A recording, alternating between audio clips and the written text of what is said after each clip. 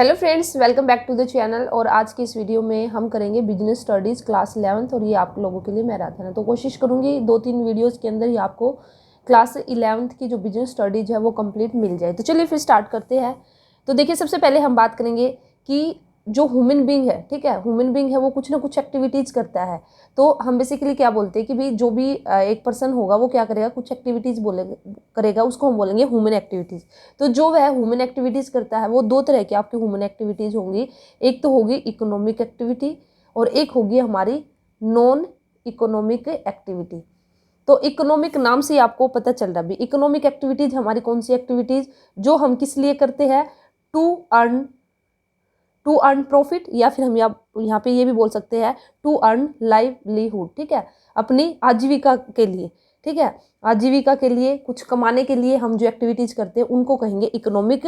और वहीं पे दूसरी तरफ अगर मैं बात करती हूँ नॉन इकोनॉमिक एक्टिविटीज़ की, जो हम किस लिए करते हैं कि भाई लव के लिए, अफेक्शन के लिए, ठीक है, अपने एंटरटेनमेंट के लिए, तो उनको हम क्या बोलते हैं, नॉन इकोनॉमिक एक्टिविटीज़। तो अब देखिए यहाँ पे अगर मैं बात करती हूँ इकोनॉमिक एक्टिविटीज़, तो इकोनॉमिक एक्टिविटीज़ के अंदर हम, ठीक है, तो इकोनॉमिक एक्टिविटीज उसमें हम कौन कौन सी एक्टिविटीज़ भी किस किस से हम अर्न कर सकते हैं अपनी लाइवलीहुड को। या तो हम क्या कर ले, अपना खुद का बिजनेस हम स्टार्ट कर सकते हैं, ठीक है, या फिर हम क्या कर सकते हैं कि भाई किसी प्रोफेशन में हम चले जाए, या फिर इसी के साथ ही हम क्या कर सकते हैं कि भाई किसी के पास जाके हम वहाँ पे नौकरी करने लग जाए, ठीक है। तो एक तरह से हम इसको बोल सकते हैं एम्प्लॉयमेंट, ठीक है। तो किसी के पास गए, किसी की फैक्ट्री में गए, उससे बोला कि भाई हमें काम दे दो, तो वहाँ पे एम्प्लॉय बन के या फिर एज अ वर्कर बन के फिर वहाँ पे हम इस पैसा कमा सकते हैं। तो ये 3 तरीके हो गए हमारे पास टू अर्न लाइवलीहुड। तो यहाँ पे हम बोल सकते हैं कि जो इकोनॉमिक एक्टिविटीज़ है वे आपकी फर्दर क्लासीफाइड की गई है into 3 categories, that is business, profession and employment, ठीक है। तो बिजनेस में हम कैसे अर्न करेंगे, यहाँ पे हम बेसिकली प्रॉफिट अर्न करेंगे। प्रोफेशन के अंदर हमें फीस मिलेगी। बिजनेस के अंदर बेसिकली हम क्या करेंगे, प्रॉफिट अर्न करेंगे। प्रोफेशन में हमें क्या मिलेगी, फीस मिलेगी। और वहीं पे एम्प्लॉयमेंट की बात करती हूँ तो यहाँ पे क्या मिलेगी, सैलरी मिलेगी या फिर क्या मिलेगी, वेजेज मिलेगी, ठीक है। तो अब हमारा जो मेन टॉपिक है, वैसे तो सारी मेन है, लेकिन अब जो हम स्टार्ट करेंगे हम करेंगे बिजनेस। तो बिजनेस से अगर यहाँ पे मैं बात करती हूँ तो सबसे पहले आपको लिखना है बिजनेस आपका क्या है। बिजनेस आपका एक इकोनॉमिक एक्टिविटी है, ठीक है, क्योंकि मैंने आपको बता दिया कि भैया इकोनॉमिक एक्टिविटीज है, इसका मेन पर्पज क्या है, टू अर्न मनी, भी पैसा अर्न करने के लिए, या फिर जो हमारी लाइवलीहुड है उसको अर्न करने के लिए हम क्या करते हैं, बिजनेस करते हैं। तो बिजनेस बेसिकली आपका एक जो वर्ड है बीजी वर्ड से, ठीक है, एक वर्ड है बीजी, वहाँ से ड्राइव हुआ है। एक आपको ये बात रखने याद, वर्ड बीजी से हमारे क्या हुआ है, ड्राइव्ड, यहाँ पे लिख सकते हो, ठीक है। बिल्कुल शॉर्ट में लिखूंगी ताकि जल्दी जल्दी हो जाए। तो वीडियो को 1-2 बार या 2-3 बार सुन लेना, सुनने भर से ही आपकी बिजनेस स्टडीज हो जाएगी, ठीक है। तो मैं बोल सकती हूँ the term business has been derived from the word busy. तो बिजनेस का मतलब क्या है, मैं ऐसे ही बताऊंगी आपको। Business refers to an occupation in which people regularly engage in the activities related to the purchase, production and the sale of the goods and the services with a view to earning profit. तो business का मतलब क्या हुआ, भी एक ऐसा occupation है जिसमें लोग हैं वे रेगुलर बेस पर वे ऐसी एक्टिविटीज़ करते हैं। कौन सी एक्टिविटीज़ करते हैं, ऐसी एक्टिविटीज़ करते हैं जो कि हमारी रिलेटेड है। किससे रिलेटेड है, या तो हम परचेज करेंगे, ठीक है, या हम प्रोडक्शन करेंगे, या फिर हम क्या करेंगे, सेल करेंगे, ठीक है, ऑफ गुड्स या सर्विसेज दोनों इसके अंदर आ जाएगी। और यहाँ पे ये सारी की सारी एक्टिविटीज करने का जो मेन मोटिव होगा, इनका मेन मोटिव क्या होगा, टू अर्न प्रॉफिट। तो उसको हम क्या बोलेंगे, उस ऑक्यूपेशन को हम क्या बोलेंगे, हम उसको बोलेंगे बिजनेस। तो एक बार फिर से डेफिनेशन रिपीट करना चाहूंगी।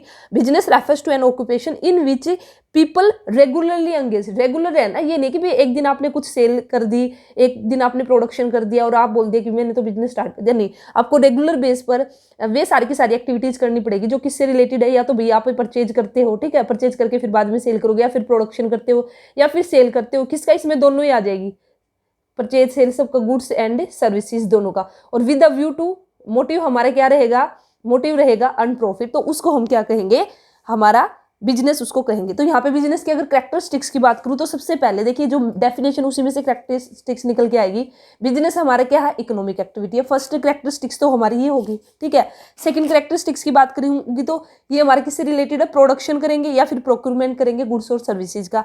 इसी के साथ या फिर हम सेल या फिर एक्सचेंज करेंगे गुड्स और सर्विसेज का। इसी के साथ हमारा डीलिंग होगी, इसी में आ गया गुड्स और सर्विसेज के साथ। और रेगुलर बेस पर, जो मैंने अभी भी बताया, रेगुलर बेस पर, डेली बेस पे हम करेंगे, ठीक है। और इसी के साथ ही आप इसमें हमारा जो मेन पर्पज क्या रहेगा, टू अर्न प्रॉफिट।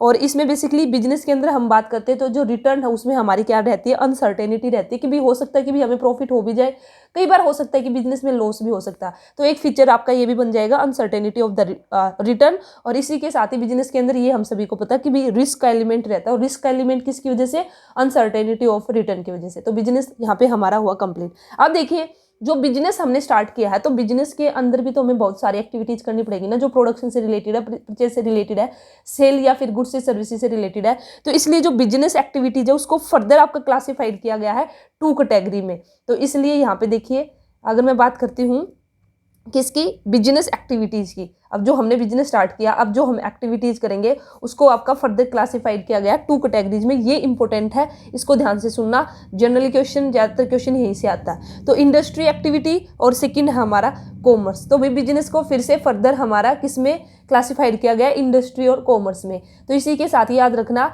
कि भी इंडस्ट्री और कॉमर्स दोनों ही किसके अंदर आएंगे, बिजनेस के अंदर आएंगे। क्वेश्चन अगर पूछ भी लिया जाए तो कॉमर्स भी और इंडस्ट्री भी किसके अंदर आएंगे, बिजनेस के अंदर।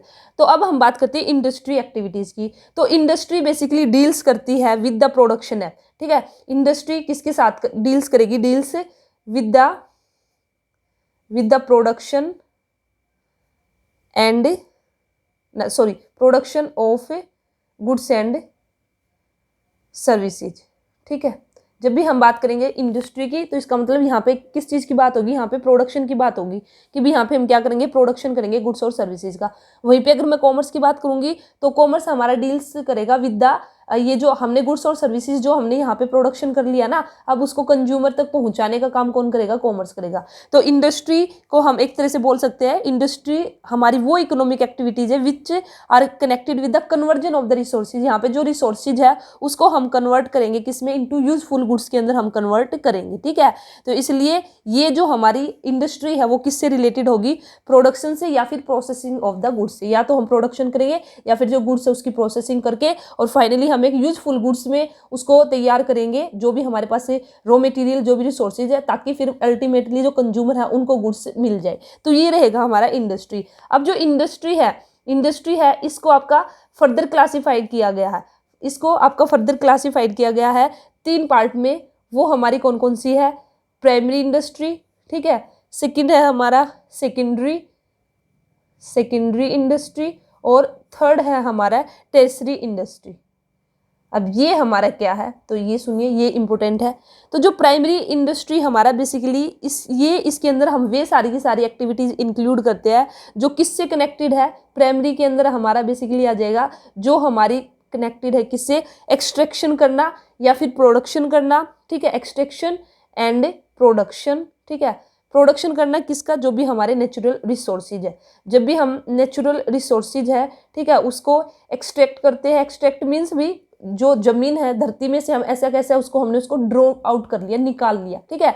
जैसे यहाँ पे एग्जाम्पल की मैं बात करूँ कि जैसे भी माइनिंग है, ठीक है, तो माइनिंग है, वहाँ से हमने क्या किया, ऐसे कैसे हमने निकाल लिया। फिशिंग है, तो इसमें आप फॉर एग्जाम्पल डालना चाहो तो यहाँ पे डाल सकते हो। माइनिंग किसी ने कुछ किया थोड़ी ना है, ठीक है, जो था, जो जमीन के अंदर जैसा भी जो भी खनिज पदार्थ थे हमने ऐसे कैसे निकाल लिए, तो वे आएंगे हमारे प्राइमरी के अंदर, ठीक है। माइनिंग है, फिशिंग है, हंटिंग है, लंबरिंग है, फार्मिंग है, तो ये सब इसके अंदर आ जाएगा। तो और इसी के साथ ही extraction and production of the natural resources. तो प्रोडक्शन ऑफ नेचुरल रिसोर्सेज की अगर मैं बात करती हूँ तो इसको भी ना, अगर यहाँ पे मैं बात करूँ तो जो भी हमारा लिविंग ऑर्गेनिज्म है, ठीक है, जैसे यहाँ पे जो हमारी पोल्ट्री है, ठीक है, एनिमल्स है, तो उनका हम क्या करते हैं, रिप्रोडक्शन करते हैं। जैसे भी हमारा मुर्गी का फार्म है तो वहाँ हम क्या करते हैं कि भाई प्रोडक्शन करेंगे, मतलब कि यहाँ पे रिप्रोडक्शन हम करेंगे कि भाई और ज़्यादा से ज़्यादा हम कोशिश करेंगे कि भाई हमारी मुर्गियाँ हो, ठीक है। तो इस तरह से बेसिकली किससे रिलेटेड हो जाएगी, ये हमारी जो प्राइमरी इंडस्ट्री है ना, ये भी हमारी फर्दर 2 पार्ट्स में कैटेगराइज है, ठीक है। जो प्राइमरी है इसको भी फर्दर 2 पार्ट्स में कैटेगराइज किया गया है, एक्सट्रैक्टिव और जेनेटिक, एक्सट्रैक्टिव और जेनेटिक इंडस्ट्री, ठीक है। तो देखिए एक्सट्रैक्टिव में बेसिकली हमारा ऐसा कैसा जो जमीन में है उसमें से हमने निकाल लिया, और जेनेटिक में हमने क्या किया, ये रिप्रोड्यूसिंग की या फिर मल्टीप्लाई हमने किया of certain species of the animals and the plants की, ठीक है। इसमें हमारा क्या एग्जाम्पल आ जाएगा, जेनेटिक के अंदर हमारा आ जाएगा जैसे कि हमारी नर्सरीज है, ठीक है, नर्सरीज है, कैटल ब्रीडिंग है, तो फिश पोल्ट्री फार्म है, डेयरी फार्मिंग है, ये सब का सब इसके अंदर आ जाएगा। और इसके अंदर बेसिकली एक्सट्रैक्टिव के अंदर ही आ जाएगा आपका माइनिंग और फिशिंग, ये एग्जांपल आपके आ जाएंगे। तो इस तरह से आपको याद रखना है, जो बिल्कुल किससे रिलेटेड है, प्राइमरी इंडस्ट्री हमारे जो नेचुरल रिसोर्सेज है उसी से रिलेटेड है, उसके एक्सट्रैक्शन से या फिर प्रोडक्शन से उसके रिलेटेड, या रिप्रोडक्शन, ठीक है, रिप्रोडक्शन और डेवलपमेंट ऑफ लिविंग ऑर्गेनिज्म। उसके बाद हमारा नेक्स्ट है सेकेंडरी। तो देखिए जो सेकेंडरी इंडस्ट्री है इसमें हम बेसिकली क्या करेंगे, ये हमारी कनेक्टेड है किसके साथ, with the using the material already extracted. तो जो मटेरियल हमने यहाँ प्राइमरी के अंदर जो मटेरियल हमने निकाल लिया, ठीक है, जो हमने प्राइमरी के अंदर मटेरियल निकाल लिया, अब उसको यूज करके उसकी प्रोसेसिंग करके फिर हम एक गुड्स प्रिपेयर करेंगे, तो वो हमारी क्या कहलाएगी, सेकेंडरी इंडस्ट्री कहलाएगी, ठीक है। तो यहाँ पे हम इसका एग्जाम्पल क्या लिख सकते हैं, जैसे भी एक्सट्रैक्शन प्राइमरी इंडस्ट्री के अंदर हमने जो कॉटन लिया, अब कॉटन हमारा क्या हो गया, प्राइमरी इंडस्ट्री, ठीक है। प्रोड्यूसिंग द कॉटन को हमने प्रोड्यूस किया, वो हमारा प्राइमरी इंडस्ट्री है। जब हमने कॉटन को मैन्युफैक्चर करके और उसको क्लॉथ में कन्वर्ट कर दिया, तो ये हमारा जो क्लॉथ में कन्वर्ट करने की जो प्रोसेस है ये किसके अंदर होगी, सेकेंडरी इंडस्ट्री के अंदर। तो इसको ऐसे आप याद रख सकते हो, अगर चाहो तो ये लिख भी सकते हो कि भी जो कॉटन था ये तो हमने लिया था प्राइमरी इंडस्ट्री से, ठीक है। फिर हमने कॉटन का यूज करके हमने क्या बना दिया, क्लॉथ। तो जो हमने क्लॉथ बनाया है ये क्या कहलाएगा, ये कहलाएगा cloth out of the cotton is a secondary industry, ठीक है। तो ये हमारा हो जाएगा सेकेंडरी इंडस्ट्री। तो इस तरह से आप इसको याद रख सकते हो, ठीक है। वहीं पे बात करती हूँ मैं टेरेसरी इंडस्ट्री की, तो इसके अंदर हमारी वे सारी की सारी एक्टिविटीज आएगी जो हेल्प करती है किसकी, प्राइमरी, जो हेल्प करेगी प्राइमरी इंडस्ट्री को, और आपका जो सेकेंडरी इंडस्ट्री है, तो इन दोनों की जो हेल्प करेगी वो किसके अंदर आएगी, टेरेसरी एक्टिविटीज के अंदर, ठीक है। तो ये मैंने अब आपको बता दिया। अब हम थोड़ा सा डिटेल में करेंगे सेकेंडरी इंडस्ट्री को, ठीक है। तो देखिए सेकेंडरी इंडस्ट्री हमारी बेसिकली इसके अंदर भी हमारी दो, इसको फर्दर आपका क्लासिफाइड किया गया है। जो सेकेंडरी इंडस्ट्री है इसको 2 पार्ट्स में फिर आपका डिवाइड किया गया, कंस्ट्रक्शन और सेकंड हमारा मैन्युफैक्चरिंग, ठीक है। सेकंड है मैन्युफैक्चरिंग। तो देखिए कंस्ट्रक्शन तो भी नाम से पता चल रहा है कि भी इसके अंदर हमारा बेसिकली ये किससे रिलेटेड होगी, कंस्ट्रक्शन के काम से। तो इसमें हमारा जो भी इंफ्रास्ट्रक्चर है, ठीक है, उससे रिलेटेड आ जाएगा, ये हमारी कंस्ट्रक्शन होगा। जैसे भी इसमें हम बेसिकली बोल सकते हैं जैसे भी बिल्डिंग है, बिल्डिंग का कंस्ट्रक्शन कराना, ठीक है, डैम्स का कंस्ट्रक्शन कराना, तो ये सब इसके अंदर आ जाएगा। कोई भी ब्रिज है उसका कंस्ट्रक्शन कराना, तो ये आ जाएगा कंस्ट्रक्शन इंडस्ट्री के अंदर, ठीक है। तो और इसी के इसमें यहाँ पे इंजीनियर और जो आपकी आर्किटेक्चरल स्किल है उसकी रिक्वायरमेंट रहेगी, इंजीनियरिंग की और हमारी जो आर्किटेक्चरल स्किल है, ठीक है, वो एक इम्पोर्टेंट रोल प्ले करती है किसके अंदर, कंस्ट्रक्शन इंडस्ट्री के अंदर। इंजीनियरिंग प्लस आर्किटेक्चरल, ठीक है। तो ये आपको याद रखना, ये स्किल की हमें इसके अंदर रिक्वायरमेंट रहेगी। लेकिन वहीं पे बात करती हूँ मैं मैन्युफैक्चरिंग इंडस्ट्री की। तो मैन्युफैक्चरिंग इंडस्ट्री बेसिकली हमारे किससे रिलेटेड है, इसमें हम conversion of the raw material into, तो यहाँ पे बेसिकली जो रॉ मटेरियल होगा उसको हम कन्वर्ट करेंगे या तो सेमी फिनिश्ड गुड्स में या फिर हम इसको क्या करेंगे, फिनिश्ड गुड्स में, ठीक है। तो यहाँ पे जो ये इंडस्ट्री है ये बेसिकली एक फॉर्म यूटिलिटी है उसको क्रिएट करेगी। जो कंज्यूमर, फाइनली कंज्यूमर को गुड्स चाहिए तो वो कहाँ पे बनकर तैयार होगा, मैन्युफैक्चरिंग इंडस्ट्री के अंदर। तो जो आपकी मैन्युफैक्चरिंग इंडस्ट्री है इसको भी आपको फर्दर डिवाइड किया गया है 4 पार्ट्स में, ठीक है। तो मैन्युफैक्चरिंग जो इंडस्ट्री है इसको, और ये इंपॉर्टेंट है, अब ये जो अभी इसकी टाइप आएगी तो ये इम्पोर्टेंट है मैन्युफैक्चरिंग इंडस्ट्री की। तो इसको देखिए, मैन्युफैक्चरिंग को आपका 4 हमारे कौन कौन से आएंगे, एनालिटिकल इंडस्ट्री, सेकंड है हमारा प्रोसेसिंग इंडस्ट्री, और थर्ड है हमारा सिंथेटिकल, फोर्थ है हमारा असेंबलिंग। तो ये चारों ध्यान से सुन लेना, क्वेश्चन यहाँ से ज़्यादातर देखने को मिलता है, ठीक है, इधर से असेंबलिंग इंडस्ट्री।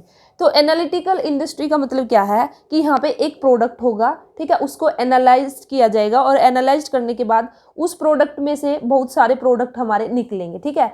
एक हमारा रॉ मटेरियल हम बोल सकते हैं, एक प्रोडक्ट था उसको एनालाइज किया तो हमारे बहुत सारे प्रोडक्ट निकले, और सारे के सारे प्रोडक्ट कैसे निकले, एज अ फाइनल प्रोडक्ट के रूप में, एज अ फाइनल प्रोडक्ट के रूप में हमारे ये प्रोडक्ट निकले, ठीक है, जब हमने एक प्रोडक्ट को एनालाइज्ड किया, ठीक है। ये यहाँ पे एक प्रोडक्ट था, इसको हमने क्या किया, एनालाइज्ड किया, ठीक है, एनालाइज्ड किया, और एनालाइज्ड करने के बाद एज अ फाइनल प्रोडक्ट काफ़ी सारे निकले। तो इसमें सबसे बेस्ट एग्जांपल है जैसे क्रूड ऑयल है, तो यहाँ पे फॉर एग्जांपल आप बोल सकते हो कि भाई जो क्रूड ऑयल है जब हम उसकी प्रोसेसिंग करते हैं तो उसकी प्रोसेसिंग करने से हमें उसमें से एज अ फाइनल प्रोडक्ट काफ़ी सारे प्रोडक्ट निकलते हैं, जैसे किरोसिन है, पेट्रोल है, गैस है, डीजल है, ठीक है। तो ये तो इसको आप इसी से याद रख लेना कि भाई इसमें एनालाइज करेंगे, एक प्रोडक्ट को एनालाइज करेंगे और उसमें से बहुत सारे प्रोडक्ट निकलेंगे, ठीक है। सेकेंड है हमारा प्रोसेसिंग। तो यहाँ पे जो प्रोडक्ट होगा ना, यहाँ पे जो प्रोडक्ट होगा वो क्या होगा, वो passes through various process, passes through various process, बस ये आपको याद रखना, ठीक है। तो उसी को हम बोलते हैं प्रोसेसिंग इंडस्ट्री, ठीक है। तो product passes through various processes to become a final product, to become a final product, एक फाइनल प्रोडक्ट बनने के लिए उसको वेरियस प्रोसेस उससे होकर गुजरना पड़ेगा। और यहाँ पे एक प्रोसेस में जो प्रोडक्ट तैयार होगा वो दूसरी प्रोसेस के लिए उसका रॉ मटेरियल बन जाएगा, फिर दूसरी रॉ मटेरियल में जो प्रोडक्ट दूसरी रॉ मटेरियल के सॉरी हाँ जो दूसरी प्रोसेस में जो प्रोडक्ट बन के तैयार होगा दूसरी के लिए वो फिनिश्ड गुड्स है, लेकिन वो थर्ड प्रोसेस के लिए उसका रॉ मटेरियल बन जाएगा। तो हम बोल सकते हैं the finished product of one process, ठीक है। एक प्रोसेस का जो फिनिश्ड गुड्स है, ठीक है, फिनिश्ड प्रोडक्ट है, वो जो दूसरी प्रोसेस आएगी उसके लिए क्या बन जाएगा, उसके लिए रॉ मटेरियल बन जाएगा। और इसी तरह से फिर जो दूसरी रॉ मटेरियल का फिनिश्ड गुड्स होगा वो जो तीसरी प्रोसेस आएगी उसके लिए क्या बन जाएगा, रॉ मटेरियल। तो इस तरह से इसके अंदर बेसिकली हमारा गुड्स चलता है जो डिफरेंट प्रोसेस से होकर। तो यहाँ पे एग्जांपल की अगर मैं बात करूँ, कॉटन टेक्सटाइल आप ले सकते हो। जब कॉटन से हम फाइनली क्लॉथ हम जब बनाते हैं तो कॉटन को वेरियस प्रोसेस से होकर गुजरना पड़ता है। वे प्रोसेस हमारी कौन कौन सी है, तो cotton passes through ginning process, फिर हमारा वीविंग प्रोसेस, फिर डाइंग प्रोसेस, और तब जाके हमारा क्या बनता है, क्लॉथ बनता है, ठीक है। तो यहाँ पे हम शुगर इंडस्ट्री का भी एग्जांपल ले सकते हैं, पेपर इंडस्ट्री भी, तो चाहो तो आप लिख सकते हो क्योंकि कई बार क्वेश्चन में एग्जांपल भी आपसे पूछ लिए जा सकते हैं। तो प्रोसेसिंग यूनिट के एग्जांपल हमारा कॉटन टेक्सटाइल आ जाएगा इसके अंदर, ठीक है। इसी के साथ ही अगर हमारी है शुगर इंडस्ट्री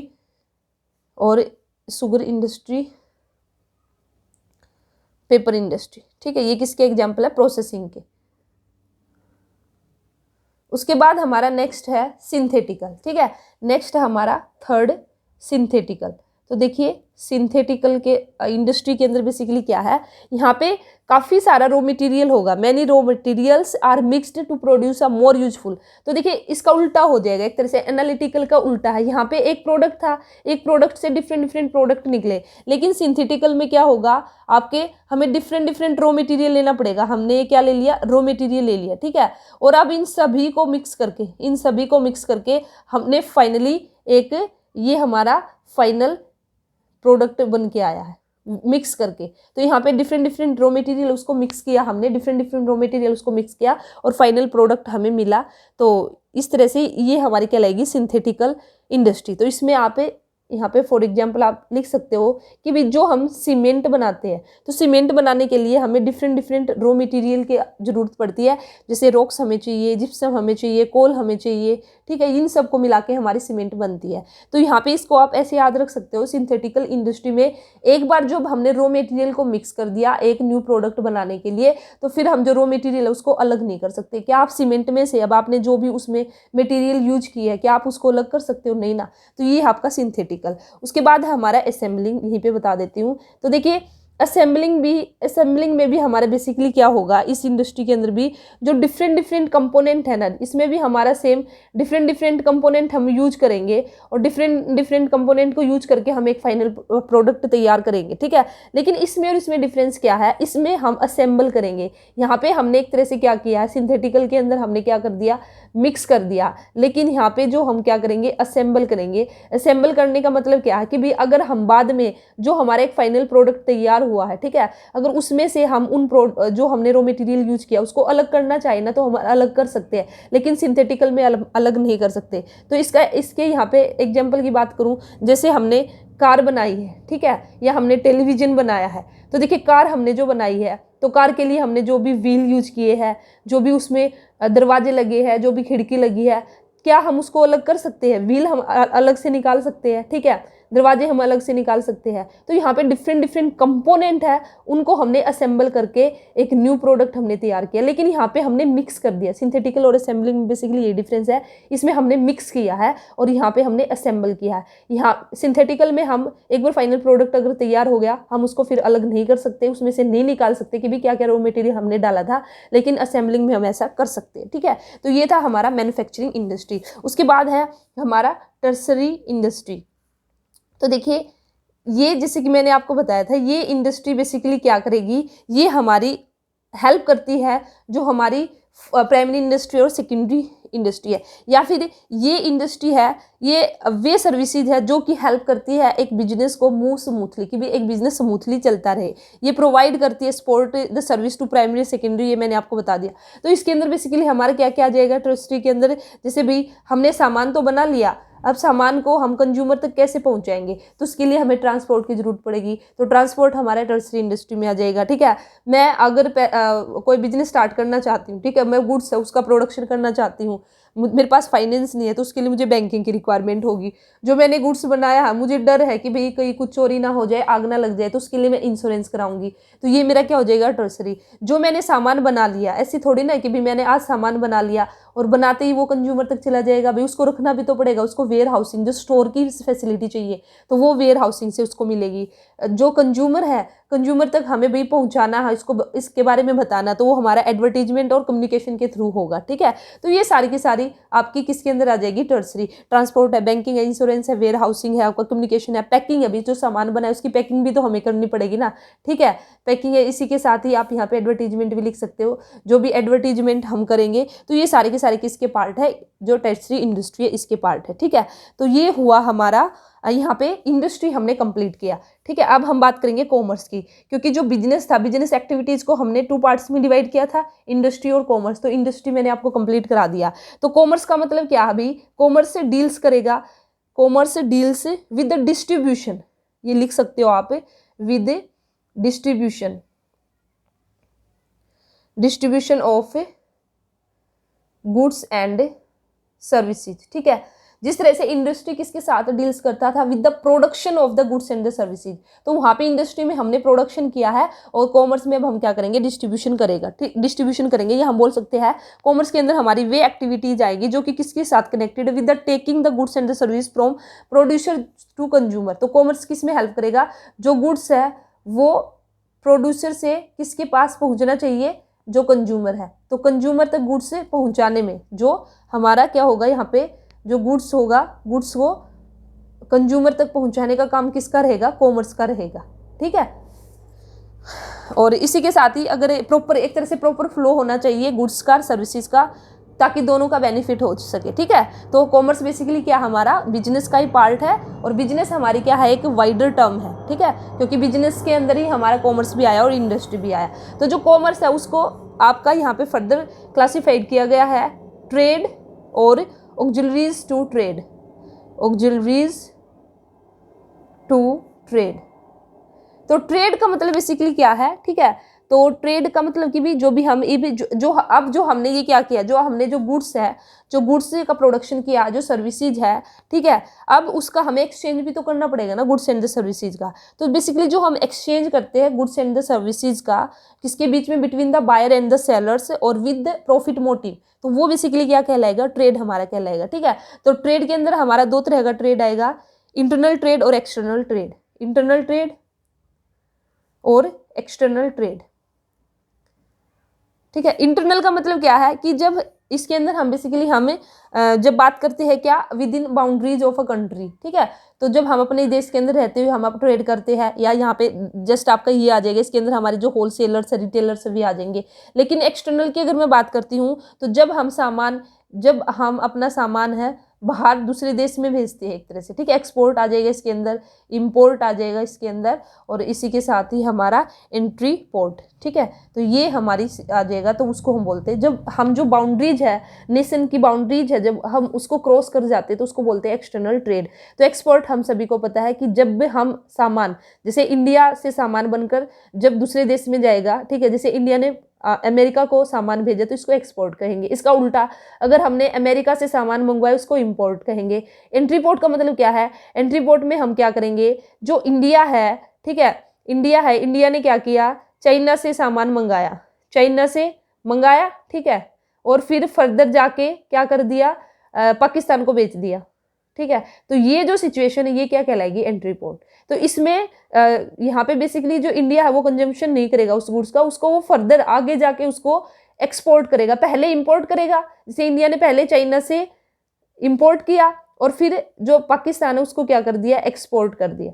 ठीक है, चाइना से तो इंपोर्ट किया, दिखेगा नहीं यहाँ पे, और फिर बाद में पाकिस्तान है वहाँ पे क्या कर दिया, उसको एक्सपोर्ट कर दिया। तो ये सिचुएशन हमारी क्या कहलाएगी, एंट्री पोर्ट की सिचुएशन कहलाएगी। ऑक्सिलरी टू ट्रेड का मतलब है, इसको हम एड्स टू ट्रेड भी बोल सकते हैं भी, जो हमारी सहायता करती है एक ट्रेड को करने में। ठीक है, तो ट्रेड को करने में हमारी जो बेसिकली हमने जो टर्शियरी इंडस्ट्री की बात की थी वही इसके अंदर आ जाएगा कि भी हमें एक जो ट्रेड है, व्यापार करने में हमारा भी हमें ज़रूरत पड़ेगी ट्रांसपोर्ट और कम्युनिकेशन की भी, बैंकिंग और फाइनेंस की भी, इंश्योरेंस की भी, वेयर हाउसिंग की भी, एडवर्टाइजिंग की भी, ये सारे का सारा इसके अंदर आ जाएगा। ठीक है, अब हम थोड़ा सा बात कर लेते हैं कि हमने इकोनॉमिक एक्टिविटी की जब हमने बात की थी, तो हमने बात की थी बिजनेस में आपको पूरा डिटेल में बता चुकी हूँ। ठीक है, इसी के साथ ही प्रोफेशन और इसी के साथ ही हमारा एम्प्लॉयमेंट। तो भाई बिजनेस तो हमने देख लिया, पूरा डिटेल में देख लिया क्या है, कैसे हम करते हैं। लेकिन अगर हम बात करते हैं प्रोफेशन और एम्प्लॉयमेंट, इन सब का मतलब क्या है, तो बिजनेस हमारा हो चुका भी, ये किससे रिलेटेड है, with the production and purchase and sale of the goods and the services. इसका जो मेन मोटिव है वो क्या है, प्रॉफिट अर्न करना। ठीक है, तो इसके एग्जाम्पल भी हमने देख लिए, जैसे कि हमारा फिशिंग, माइनिंग, ये सब आ गया। अब हम मेन बात करते हैं प्रोफेशन की। तो प्रोफेशन के लिए हमें किसकी रिक्वायरमेंट रहेगी, प्रोफेशन के लिए हमें रिक्वायर रहेगी स्पेशल नॉलेज की। ठीक है भाई, हमें एक स्पेशल नॉलेज होना चाहिए, स्किल होनी चाहिए, तभी हम एक प्रोफेशनल उसमें जा सकते हैं। ठीक है, स्किल होनी चाहिए, to be applied by the individual in their occupation. तो भाई किसी भी ऑक्यूपेशन में अगर आप, ये एक ऐसी इकोनॉमिक एक्टिविटी है जिसके लिए हमें एक स्पेशल रिक्वायरमेंट होगी नॉलेज की और स्किल की। ठीक है, और जो प्रोफेशन में एंगेज होते हैं उनको हम क्या बोलते हैं, प्रोफेशनल हम उनको बोलते हैं। और प्रोफेशनल जनरली हमारा क्या देखने को मिलता है कि भी प्रोफेशनल के अंदर जनरली कुछ गाइडलाइन होगी, कुछ कोड ऑफ, इसके अंदर बेसिकली कुछ कोड ऑफ कंडक्ट होंगे जो कि फॉलो करने पड़ते हैं, कुछ हमारी यहाँ पे गाइडलाइन होगी जिनको फॉलो करना पड़ता है। ठीक है, अगर आप किसी प्रोफेशन में जाते हो, फॉर एग्जांपल यहाँ पे जो प्रोफेशनल बॉडीज है, ठीक है, तो उन्होंने क्या कर रखा है, ये गाइडलाइंस और कोड ऑफ कंडक्ट है उनको सेट कर रखा है। जैसे भी आपको लॉयर बनना है, इसमें एग्जांपल है, आपको लॉयर बनना है, तो भाई लॉयर के लिए आपकी जो प्रोफेशनल बॉडीज है उसने कुछ कोड एंड कंडक्ट आपके गाइडलाइंस है आपकी वे फिक्स कर रखी है, तो आपको उनको फॉलो करना पड़ेगा।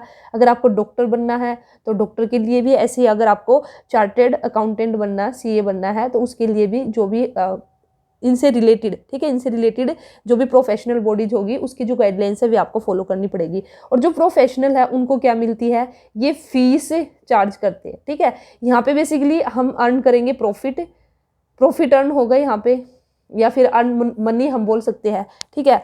तो अब इसी के साथ अगर बात करते हैं एम्प्लॉयमेंट की, तो एम्प्लॉयमेंट हमारे बेसिकली क्या है, इसमें हम जो भी दूसरों के लिए काम करेंगे और उसके बदले हमें क्या मिलेगी, रेमुनेशन मिलेगी, सैलरी मिलेगी, या फिर हम वेजेज हम बोल सकते हैं, ठीक है। तो यहाँ पे हम सैलरी या फिर वेजेज रिसीव करेंगे, ठीक है। तो ये बिल्कुल ईजी है भी, जैसे हम फैक्ट्री में काम करते हैं या ऑफिस में या बैंक में, कहीं भी इंश्योरेंस कंपनी में, किसी भी गवर्नमेंट डिपार्टमेंट में काम करेंगे तो वो सिचुएशन एम्प्लॉयमेंट कहलाएगी।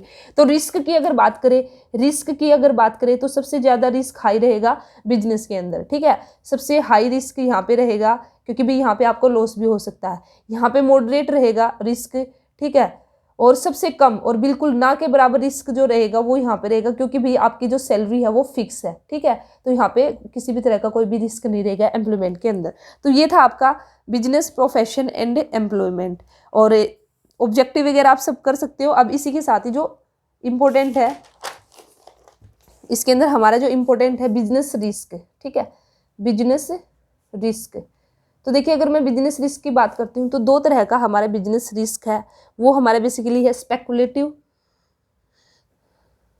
स्पेकुलेटिव और सेकंड है हमारा प्योर, ठीक है। तो स्पेकुलेटिव रिस्क के अंदर हमारा बोथ पॉसिबिलिटी यहाँ पे इन्वॉल्व होगी। बोथ पॉसिबिलिटी हमारी क्या होगी कि भाई हमें गेन भी हो सकता है एज वेल एज हमें लॉस भी हो सकता है, ये पॉसिबिलिटी है, ठीक है। तो देखिए रिस्क का मतलब क्या, रिस्क का मतलब है कि भी it refers to the possibility of inadequate profit और even losses due to the uncertainties and unexpected events. भी अनसर्टेनिटी की वजह से, अनएक्सपेक्टेड इवेंट्स की वजह से चांसेस होते हैं कि भी हमें उचित मात्रा में प्रॉफिट ना हो और इवन हमें लॉस भी हो जाए, तो उसी को बेसिकली हम बिजनेस रिस्क बोलते हैं। तो बिजनेस रिस्क को आपका क्लासीफाइड किया गया टू पार्ट्स में, स्पेकुलेटिव और प्योर रिस्क। तो जब हम बात करते हैं स्पेकुलेटिव रिस्क की, तो speculative risk involve both the possibility of gain as well as the loss, ठीक है। तो पॉसिबिलिटी वर्ड यहाँ पे लिख सकते हो, possibility of gain as well, भी यहाँ पे हमें प्रॉफिट भी हो सकता है और लॉस भी हो सकता है। तो जैसे भी चेंज यहाँ पे फॉर एग्जांपल आपका change in the market condition, ठीक है। जैसे भी हमारा डिमांड एंड सप्लाई उसमें चेंज हो जाए, प्राइस में चेंज हो जाए, फैशन में हमारा चेंज आ गया, तो फैशन में चेंज आने की वजह से तो या तो ये हो सकता है कि भी जो हम जो प्रोडक्ट लेके आए उसी की डिमांड बढ़ गई तो हमें गेन हो जाएगा, या फिर हमारा जो प्रोडक्ट लेके आए उसका फैशन बिल्कुल चला गया तो हमें लॉस हो जाएगा। तो स्पेकुलेटिव में हमें दोनों पॉसिबिलिटी होएगी, ठीक है। लेकिन इसी के साथ ही अगर मैं बात करती हूँ प्योर रिस्क की, तो प्योर रिस्क के अंदर हमारा only the possibility of loss, only the possibility of loss और नो लॉस, ठीक है, और नो लॉस। या तो भाई इसमें लॉस होगा या फिर लॉस नहीं होगा, यहाँ पे प्रॉफिट के कोई चांसेस नहीं है, गेन होने के चांसेस नहीं है, तो उसको बोलते हैं हम प्योर लॉस। जैसे भी आग लगी तो या तो हमारा सामान जल गया तो लॉस हो गया, या फिर आग भी लगी लेकिन बोलते ना भगवान की दया से भी हमारा सामान बच गया तो नो लॉस हुआ। लेकिन यहाँ पे हमें गेन होने का तो कोई फायदा नहीं हुआ ना, भी आग लगने से गेन होने से तो रहा, या तो लॉस हो गया या फिर हम बच जाएंगे, ठीक है। तो ये होगा हमारा प्योर रिस्क। तो ये याद रख लेना, क्वेश्चन यहाँ से आ जाए तो आप बता सकते हो, ठीक है। तो कोजेज ऑफ द, अगर हम यहाँ पे बिजनेस रिस्क की बात करते हैं तो बहुत सारे कोजेज है, मैं ऐसे ही आपको बता देती हूँ, सुन लीजिए। नेचुरल कोज है, जैसे भी फ्लड आ गया, अर्थक्वेक आ गया हमारा, ठीक है, भारी बारिश हो गई, तो ये सब क्या नेचुरल कोज हो जाएंगे। ह्यूमन कोजेज भी हमारे हैं बिजनेस रिस्क के लिए। तो ह्यूमन कोजेज कैसे है कि भी डिसऑनेस्टी दिखा दी वर्कर्स ने, केयरलेसनेस उन्होंने दिखा दी, स्ट्राइक करके बैठ गए, पावर फेल्योर हो गया, ठीक है। ये एक बार क्वेश्चन आ रखा आपका, the work stoppage of the work due to the power failure, तो ये ह्यूमन कोज के अंदर आएगा कि भी आदमी ने जानबूझकर भी लाइट वाइट है उसको भगा दिया होगा, ठीक है। तो यहाँ से क्वेश्चन आ रखा, आई थिंक आपका ये केवीएस के अंदर ही आ रखा हो ये क्वेश्चन।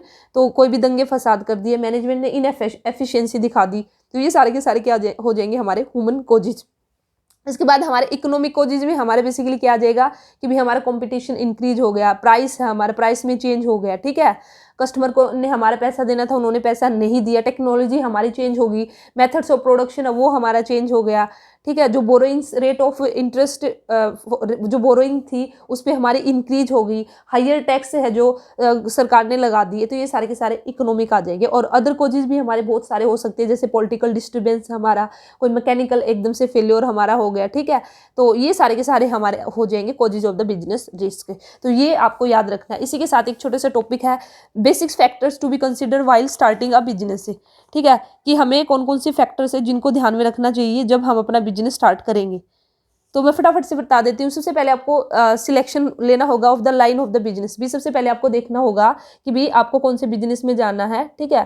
पहले देखो जो भी बिजनेस स्टार्ट करना चाहते हो, किस लाइन में आप जाना चाहते हो, तो उसके लिए आपको क्या चेक करना पड़ेगा कि भी उसकी डिमांड है या नहीं है, ठीक है। तो उसके अकॉर्डिंग आप फिर साइज ऑफ फर्म आप क्या डिसाइड करोगे कि भी स्मॉल साइज रखोगे या बड़ी साइज रखोगे। इसी के साथ ही आपका choice of the form of the ownership कि भी आप सोल प्रोप्राइटरशिप में जाना चाहोगे, HUF में जाना चाहोगे या फिर पार्टनरशिप में जाना चाहोगे। फिर उसके बाद लोकेशन ऑफ बिजनेस एंटरप्राइज की भी जो आप बिजनेस से स्टार्ट करने जा रहे हो वो आप कहाँ पे लोकेट करोगे, जहाँ पे डिमांड है प्रोडक्ट की या जहाँ पे आपका रॉ मटेरियल इजिली से अवेलेबल हो जाए, ठीक है। इसके साथ ही आपकी फाइनेंसिंग द प्रोपोजिशन कि आप फाइनेंस आप कहाँ से लोगे, जो आप बिजनेस स्टार्ट करोगे सेविंग्स है आपके पास इतनी या फिर आपको लोन लेना पड़ेगा या फिर अपने रिश्तेदारों से लेना पड़ेगा। तो ये सारे के सारे फैक्टर जो आपको ध्यान में रखने पड़ते हैं। अब इसके बाद हम बात करेंगे फॉर्म्स ऑफ बिजनेस ऑर्गेनाइजेशन की। अब हम बात करेंगे फॉर्म्स ऑफ बिजनेस ऑर्गेनाइजेशन। तो देखिए डिफरेंट आपके फॉर्म्स ऑफ बिजनेस ऑर्गेनाइजेशन है, ठीक है। तो यहाँ पे बेसिक अगर मैं यहाँ पे इसको फॉर्म्स ऑफ बिजनेस ऑर्गेनाइजेशन को क्लासिफाइड करना चाहूँ तो मैं यहाँ पे बोल सकती हूँ, एक है हमारी प्राइवेट, एक है हमारी पब्लिक और एक है हमारी global. Private enterprise, public enterprise और ग्लोबल एंटरप्राइज। यहाँ पे आप लिख भी सकते हो एंटरप्राइज, और ये हो जाएगी हमारी पब्लिक और ये हो जाएगी हमारी ग्लोबल।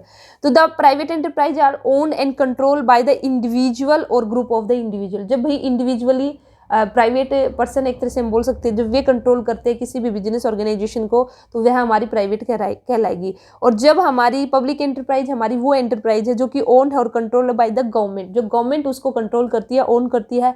वो सेंट्रल गवर्नमेंट भी कर सकती है, वो स्टेट गवर्नमेंट भी कर सकती है और ज्वाइंटली दोनों मिलकर भी कर सकते हैं, तो उसको हम कहेंगे पब्लिक एंटरप्राइज। वहीं पे बात करती हूँ मैं ग्लोबल एंटरप्राइज। ग्लोबल एंटरप्राइज हमारी वे एंटरप्राइज है जो ऑपरेट करती है मोर देन वन कंट्री। ये कहाँ पे ऑपरेट करेगी, मोर देन वन कंट्री, ठीक है। जब एक से ज़्यादा कंट्री के अंदर कोई एंटरप्राइज ऑपरेट करती है उसको हम बोलते हैं ग्लोबल। यहाँ पे बेसिकली पब्लिक कौन सी होगी, जहाँ पे किसका रोल रहेगा, गवर्नमेंट का, और यहाँ पे जो इंडिविजुअल है उसी का रोल रहेगा, वही उसको ओन करेगा, कंट्रोल करेगा, वो कहलाएगी हमारी प्राइवेट, ठीक है। तो इंडिया हमारी क्या है, एक मिक्स इकोनॉमी है, तो यहाँ पे हमें प्राइवेट एंटरप्राइज भी देखने को मिलती है, गवर्नमेंट एंटरप्राइज भी देखने को मिलती है, ठीक है। तो जो प्राइवेट एंटरप्राइज है वो बेसिकली किसके अंडर आ जाती है, हमारी प्राइवेट सेक्टर के अंदर, और वहीं पे जो पब्लिक एंटरप्राइज है वो किसके अंडर आएगी, पब्लिक सेक्टर या फिर गवर्नमेंट सेक्टर हम उसको बोलते हैं, ठीक है। तो इस तरह से various forms of business organisation है। सबसे पहले हम बात करेंगे जो हमारी प्राइवेट सेक्टर है। तो प्राइवेट सेक्टर के अंदर हमारी अलग अलग टाइप्स की हमारी या various forms of business organisation, जैसे सोल प्रोप्राइटरशिप है, ठीक है। तो यहाँ पे अगर मैं बात करती हूँ प्राइवेट सेक्टर की, तो प्राइवेट सेक्टर के अंदर आएगी हमारी प्राइवेट एंटरप्राइज। तो प्राइवेट सेक्टर में हमारी डिफरेंट है, तो डिफरेंट हमारी कौन सी है, जैसे हमारी सोल प्रोप्राइटरशिप है, सोल प्रोप्राइटरशिप, ठीक है। इसी के साथ ही इसमें हमारा आ जाएगा जो हमारा पार्टनरशिप है, पार्टनरशिप, और इसी के साथ ही इसमें हमारा क्या आ जाएगा, ज्वाइंट हिंदू फैमिली, ठीक है। ज्वाइंट हिंदू फैमिली या फिर इसको हम HUF भी बोलते हैं, HUF, ठीक है। ज्वाइंट हिंदू फैमिली लिख सकते हैं उसको आप, ज्वाइंट हिंदू फैमिली या फिर हिंदू अनडिवाइडेड फैमिली। HUF का मतलब हिंदू अनडिवाइडेड फैमिली। इसी के साथ ही हमारा कोऑपरेटिव एंड कंपनी। तो ये सब किस जो भी हमारी कोऑपरेटिव सोसाइटी है और इसके बाद जो हमारी कंपनी है, तो ये सब हमारी किसके अंदर आएगी, प्राइवेट सेक्टर की। तो various forms of the business organisation under the private sector are the sole proprietorship, partnership, joint Hindu family, cooperative society and the company, ठीक है। तो और वहीं पे अगर मैं बात करती हूँ पब्लिक सेक्टर की, वहीं पे अगर मैं बात करती हूँ पब्लिक सेक्टर की, तो पब्लिक सेक्टर में हमारी देखिए कौन कौन सी आ जाएगी। इसके अंदर हमारी जो भी है डिपार्टमेंटल अंडरटेकिंग है, इसके अंदर आ जाएगी हमारी डिपार्टमेंटल अंडरटेकिंग। उसके बाद हमारी नेक्स्ट आ जाएगी हमारी जो भी स्टैट्यूटरी कॉरपोरेशन है, स्टैट्यूटरी कॉरपोरेशन, ये सारी किसके अंदर आएगी, पब्लिक सेक्टर के अंदर, और इसके अंदर आ जाएगी हमारी जो भी गवर्नमेंट कंपनी है, ठीक है। तो अब हम वन बाय वन इन सभी को करेंगे, ठीक है। प्राइवेट सेक्टर की भी जो various forms of business organisation, और इसी के साथ ही जो हमारा पब्लिक सेक्टर है इसकी भी जो ये हमारी डिफरेंट टाइप। तो सबसे पहले बात करेंगे सोल प्रोप्राइटरशिप की। तो देखिए जो इंपॉर्टेंट पॉइंट है जस्ट वही मैं आपको लिखवाऊंगी यहाँ पे। सोल प्रोप्राइटरशिप की अगर मैं बात करती हूँ तो जैसे कि आप सभी को पता है, ये सोल प्रोप्राइटरशिप का मतलब क्या है कि सिंपलेस्ट बिजनेस फॉर्म है। सबसे पहले तो हमें ये पता होना चाहिए under which the one can operate a business. यहाँ पे सिर्फ एक सिंगल पर्सन होगा जो क्या करता है, ऑपरेट करता है, अपने बिजनेस को चलाता है, ठीक है। तो और इसके साथ ही आपको याद रखना है जो sole proprietorship is not a legal entity, not a legal, इसकी अपनी कोई अलग से एंटिटी नहीं है लीगल, ठीक है, कि भाई ये ओनर से अलग नहीं है। अगर कुछ गलत हो गया तो डायरेक्ट जाके ओनर को पकड़ेंगे, ठीक है। तो बेसिकली अगर सिंपल वर्ड्स में मैं कहना चाहूँ तो इसका मतलब क्या है भाई, it refers to a person who owns the business and is personally responsible for its debt. तो भाई जो सिंगल है, जिसने बिजनेस है, वही रिस्पॉन्सिबल होगा अपने डेट के लिए, ठीक है। तो ये याद रखना है। तो यहाँ पे सिंगल ओनरशिप रहेगी, यहाँ पे जो लीगल एंटिटी है वो नहीं होगी। और वहीं पे अगर मैं बात करती हूँ इसके अंदर जो लाइबिलिटी होगी वो रहेगी अनलिमिटेड लाइबिलिटी। अनलिमिटेड का मतलब क्या है कि भाई अगर जरूरत पड़ी तो उसके घर का सामान भी बेचना पड़ जाएगा जो ओनर होगा, ठीक है। तो अनलिमिटेड लाइबिलिटी रहेगी। रिस्क यहाँ पे वही बियर करेगा, प्रॉफिट होगा जो भी होगा वो जो अकेला पर्सन है वही शेयर करेगा।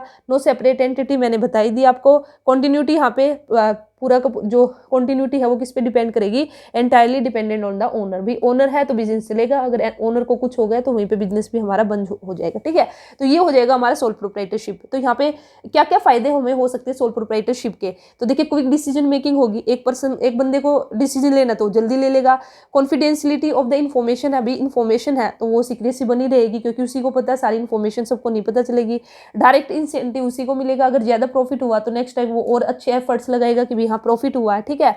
और सेंस ऑफ अकम्प्लिशमेंट भी उसको ये रहेगा कि मुझे ये काम इसको पूरा करना है तो करना है। और यहाँ पे इसको सोल प्रोप्राइटरशिप को कि फॉर्मेशन है उसको करना और इसको क्लोज करना भी बिल्कुल ईजी है, ठीक है। वहीं पे लिमिटेशन की अगर मैं बात करती हूँ तो यहाँ पे लिमिटेड रिसोर्सेज रहेंगे। भी एक पर्सन है वो कितना सारे रिसोर्सेज लेके आ सकता है, तो लिमिटेड रहेंगे।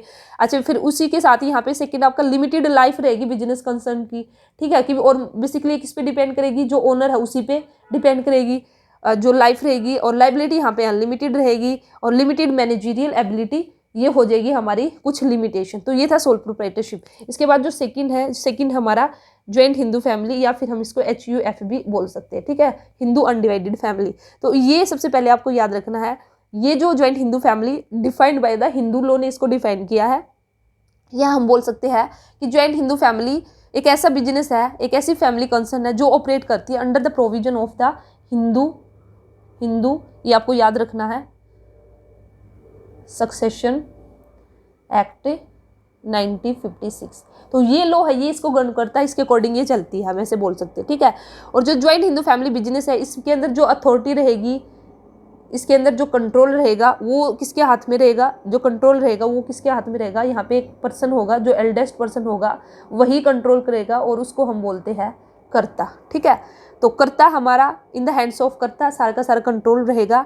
और यहाँ पे अगर मैं कर्ता की बात करती हूँ तो कर्ता हमारा कौन होगा, जो कर्ता है जो फैमिली का जो एल्डेस्ट मेंबर होगा, जो सबसे बड़ा मेंबर होगा, मुखिया एक तरह से हम उसको बोलते हैं, वो हमारा क्या होगा, कर्ता हमारा कहलाएगा, ठीक है। तो आप यहाँ पे लिख भी सकते हो, कर्ता हमारा कौन होगा, एल्डेस्ट मेंबर, जो फैमिली में सबसे बड़ा मेंबर है, एल्डेस्ट, चाहे फिर वो मेल हो या फिर फीमेल हो, ठीक है, कोई भी हो, जो सबसे बड़ा होगा वो हमारा क्या कहलाएगा, कर्ता हमारा कहलाएगा, ठीक है। और इसी के साथ ही आपको यहाँ पे याद रखना है, जो ये हमारी सिर्फ एक इंडिया के अंदर ही आपका हिंदू अनडिवाइडेड फैमिली जो फॉर्म्स ऑफ ऑर्गेनाइजेशन ये आपकी पाई जाती है। और इसी के साथ ही इसकी मेंबरशिप के लिए हिंदू अनडिवाइडेड फैमिली की जो मेंबरशिप है वो कैसे मिलेगी, ठीक है। दो ऑप्शन है इसके लिए, या तो भाई इस घर में हमें जन्म लेना पड़ेगा, या फिर इस घर का मेंबर कोई हमें क्या कर ले, अडोप्ट कर ले, अडोप्शन के थ्रू, ठीक है। तो सिर्फ दो मेथड है जहाँ से हमें क्या मिल सकती है, membership in this form of the business can be acquired only by birth और बाय मैरिज, ठीक है। बर्थ और इसी के साथ ही भी अगर हम हिंदू अनडिवाइडेड फैमिली के किसी पर्सन से अगर मैरिज कर लेते हैं, और by marriage to the male person, ठीक है, मैरिज टू स्पेशली यहाँ पे लिखना है मेल पर्सन, ठीक है। और इसी के साथ ही या फिर who is already a member, इससे कोई ऐसा पर्सन है जो भी हिंदू अनडिवाइडेड फैमिली का मेंबर है, उसके साथ अगर हम यहाँ पे हमारी क्या हो जाए, मैरिज हो जाए, या फिर उस घर में हमारा जन्म हो, या फिर कोई हमें अडोप्ट ले ले, गोद ले ले, ठीक है, तो हमारी इसकी मेंबरशिप हमें मिल सकती है। इसी के साथ ही अगर यहाँ पे मैं बात करती हूँ business of the joint Hindu family is control and manage by the person, ये मैंने आपको ऊपर ही बता दिया। अभी कंट्रोल और मैनेज कौन करेगा, कर्ता करेगा, जो कि एल्डेस्ट मेंबर होगा। माइनर, आप मुझे कमेंट सेक्शन में बताना कि जो माइनर है क्या वो हिंदू अनडिवाइडेड फैमिली है उसका मेंबर हो सकता है, ठीक है। तो जरूर मुझे कमेंट सेक्शन में बताना, क्योंकि इसका आंसर इसमें आ ही चुका अगर आपने इसको ध्यान से सुना होगा तो, ठीक है।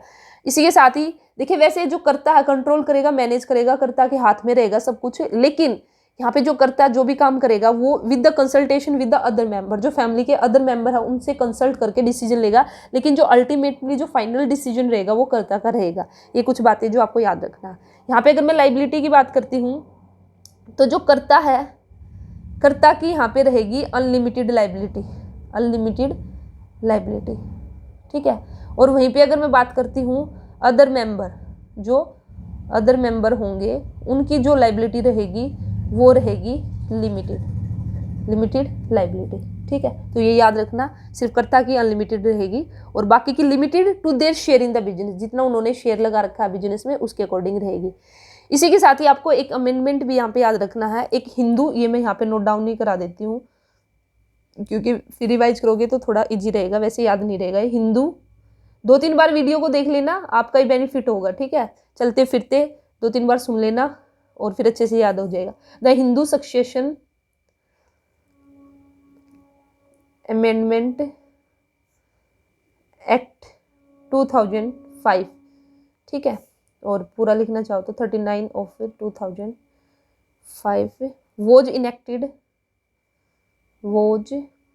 Enacted to remove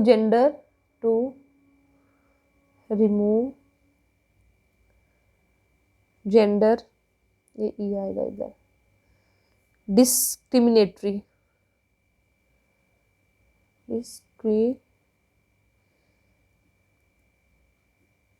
provision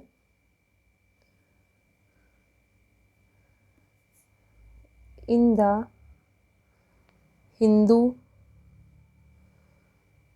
succession act 1956। देखिए मैंने पूरा लिखा, इसका मतलब समझिए क्या है, फिर मैं बताती हूँ जो अमेंडमेंट क्या था, ठीक है। हिंदू सक्सेशन अमेंडमेंट एक्ट 2005 आया, वो इनेक्ट किया गया टू रिमूव द, जो हमारा हिंदू सक्सेशन एक्ट 1956 था, इसके अंदर आपका एक जेंडर डिस्क्रिमिनेशन को लेकर एक प्रोविजन था, तो एक तरह से उस प्रोविजन को रिमूव किया गया। तो बेसिकली ये प्रोविजन क्या था, या फिर ये जो अमेंडमेंट था, अमेंडमेंट बेसिकली क्या बोलता था, तो ये आप यहाँ लिख सकते हो कि भी जो अमेंडमेंट किया था इसके अंदर बेसिकली क्या बोला गया था। इसके अंदर बोला गया था under the amendment the daughter of, तो देखिए यहाँ पे द डॉटर ऑफ को पार्टनर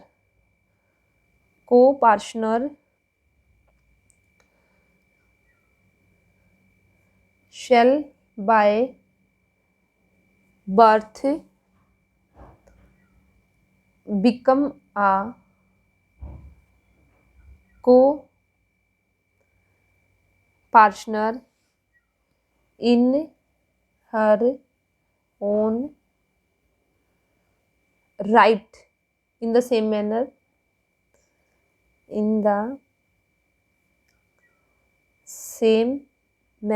as the son, ठीक है। तो देखिए ये यहाँ पे क्या बोलना चाहता है, ये अमेंडमेंट क्या बोलता था, under the amendment the daughter of the coparcener shall by birth become a coparcener in her own rights in the same manner as the son. तो बेसिकली क्या था कि भी पहले जो डॉटर थी उसको एज अ को पार्टनर उसको नहीं माना जाता था, लेकिन ये आपका इसलिए तो इसको बोला गया ना अभी enacted to remove the gender discriminatory provision था जो इसको हटाया गया, और भाई जो गर्ल्स जो डॉटर्स है उसको भी सेम राइट दिए गए जो कि एक वो हिंदू अनडिवाइडेड फैमिली के अंदर जो सन के राइट थे। तो भाई वो भी बाय बर्थ ही वो क्या बन जाएगी, को पार्टनर बन जाएगी, उसके भी अपने राइट होंगे सेम मैनर एज द सन, या फिर बेसिकली यहाँ पे हम बोल सकते हैं जो married daughter has the equal right in the property of the joint Hindu family. और इसी के साथ ही जो मैरिड डॉटर है उनका भी इक्वल राइट रहेगा किसमें, जो ज्वाइंट हिंदू फैमिली की जो प्रॉपर्टी है उसमें, जैसे कि सन का है, ठीक है। तो ये बात आपको यहाँ पे याद रखनी है। तो अब आप मुझे बताइए जो मेंबर है और जो को पार्टनर है उसमें क्या डिफरेंस है। तो चलिए मैं ही बता देती हूँ, को पार्टनर हम किसको कहेंगे और जो हमारा मेंबर है वो हम किसको कहेंगे। तो देखिए जो हमारा ब्लड रिलेशन, जिसके साथ है ब्लड रिलेशन उसको हम क्या कहेंगे, को पार्टनर कहेंगे, ठीक है।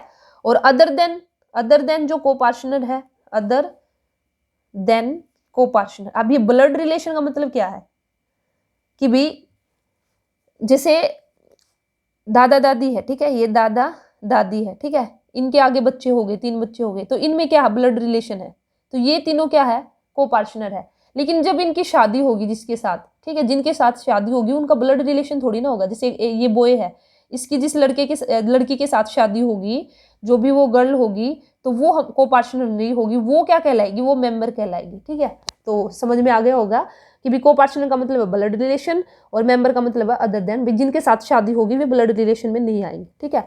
तो यहीं पे इन्होंने बोला था अमेंडमेंट के अंदर, जो डॉटर है coparcener shall by birth become the coparcener in her own right in the same manner as the. और इसी के साथ ही लास्ट पॉइंट आप ये भी नोट कर सकते हो, चाहो तो यहीं पे कर सकते हो, इसको यहीं पे करा देती हूँ, फिर नेक्स्ट पेज से हमारा नेक्स्ट हो जाएगा। इसी के साथ ही जो मैरिड डॉटर है, मैरिड डॉटर, ठीक है, जो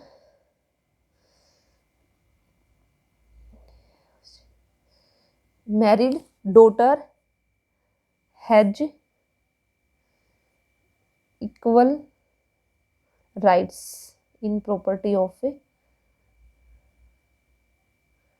हिंदू अनडिवाइडेड फैमिली, ठीक है।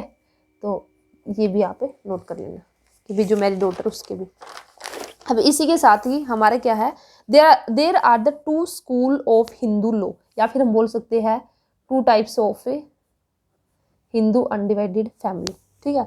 2 टाइप्स हमारी कौन सी, एक है हमारी दया भागा और एक है हमारी मिताक्षरा। तो ये 2 हमारे स्कूल्स ऑफ हिंदू लॉ है, 2 types of Hindu undivided family, हम बोल सकते हैं मिताक्षरा, ठीक है। तो अब ये देखिए ये हमारा क्या है, तो जो दया भागा है ये हमारा है कहाँ पर, प्रिविलेंट है इन बंगाल एंड आसाम।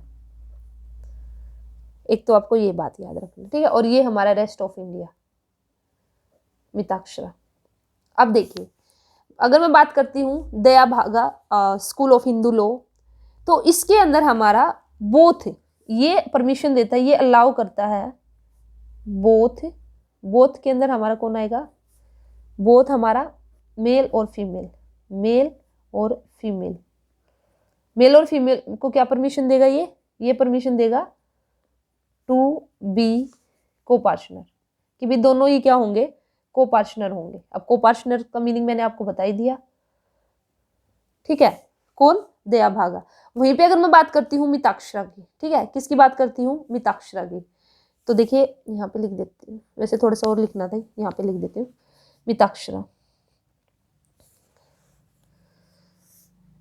हमारा क्या है, मिताक्षरा। तो ये हमारा क्या है, ये रेस्ट ऑफ इंडिया मैंने आपको बताया, और ये अलाउ करता है, किसको अलाउ करता है, ओनली किसको, मेल को, मेल मेंबर को क्या बनने के लिए, टू बी को पार्टनर, कि भी सिर्फ मेल ही होगा वो क्या होगा, को पार्टनर होगा, उसी का एक तरह से राइट होगा, जो प्रॉपर्टी होगी उसके अंदर, ठीक है। तो ये बेसिकली डिफरेंस है। तो सबसे पहले prevalent in Bengal and Assam, Dayabhaga, ठीक है। और बेसिकली यहाँ पे अगर आप लिखना चाहो तो लिख सकते हो, मैं आपको बता देती हूँ कि जो दया भागा हिंदू लॉ है ये हमारा एक ट्रीटस, ठीक है, ट्रीटस, या फिर हम इसको एक डॉक्यूमेंट, एक थीसिस, इसको एक निबंध, एक ऐसे कुछ भी हम बोल सकते हैं, वो है जो कि हमारा रिटन किया गया था। ये दया भागा इसको किसने रिटन किया था, ये था हमारा रिटन बाय, ये हमारे बेसिकली क्या है, एक ट्रीटिस है जो कि रिटन है, वैसे आएगा नहीं इतना डीपली, फिर भी मैं आपको लिखा देती हूँ, रिटन बाय द, ये नाम है आपका JIMUTAVAHANA, जिमुतवाहाना, ठीक है, जिमुतवाहाना जो भी है ये।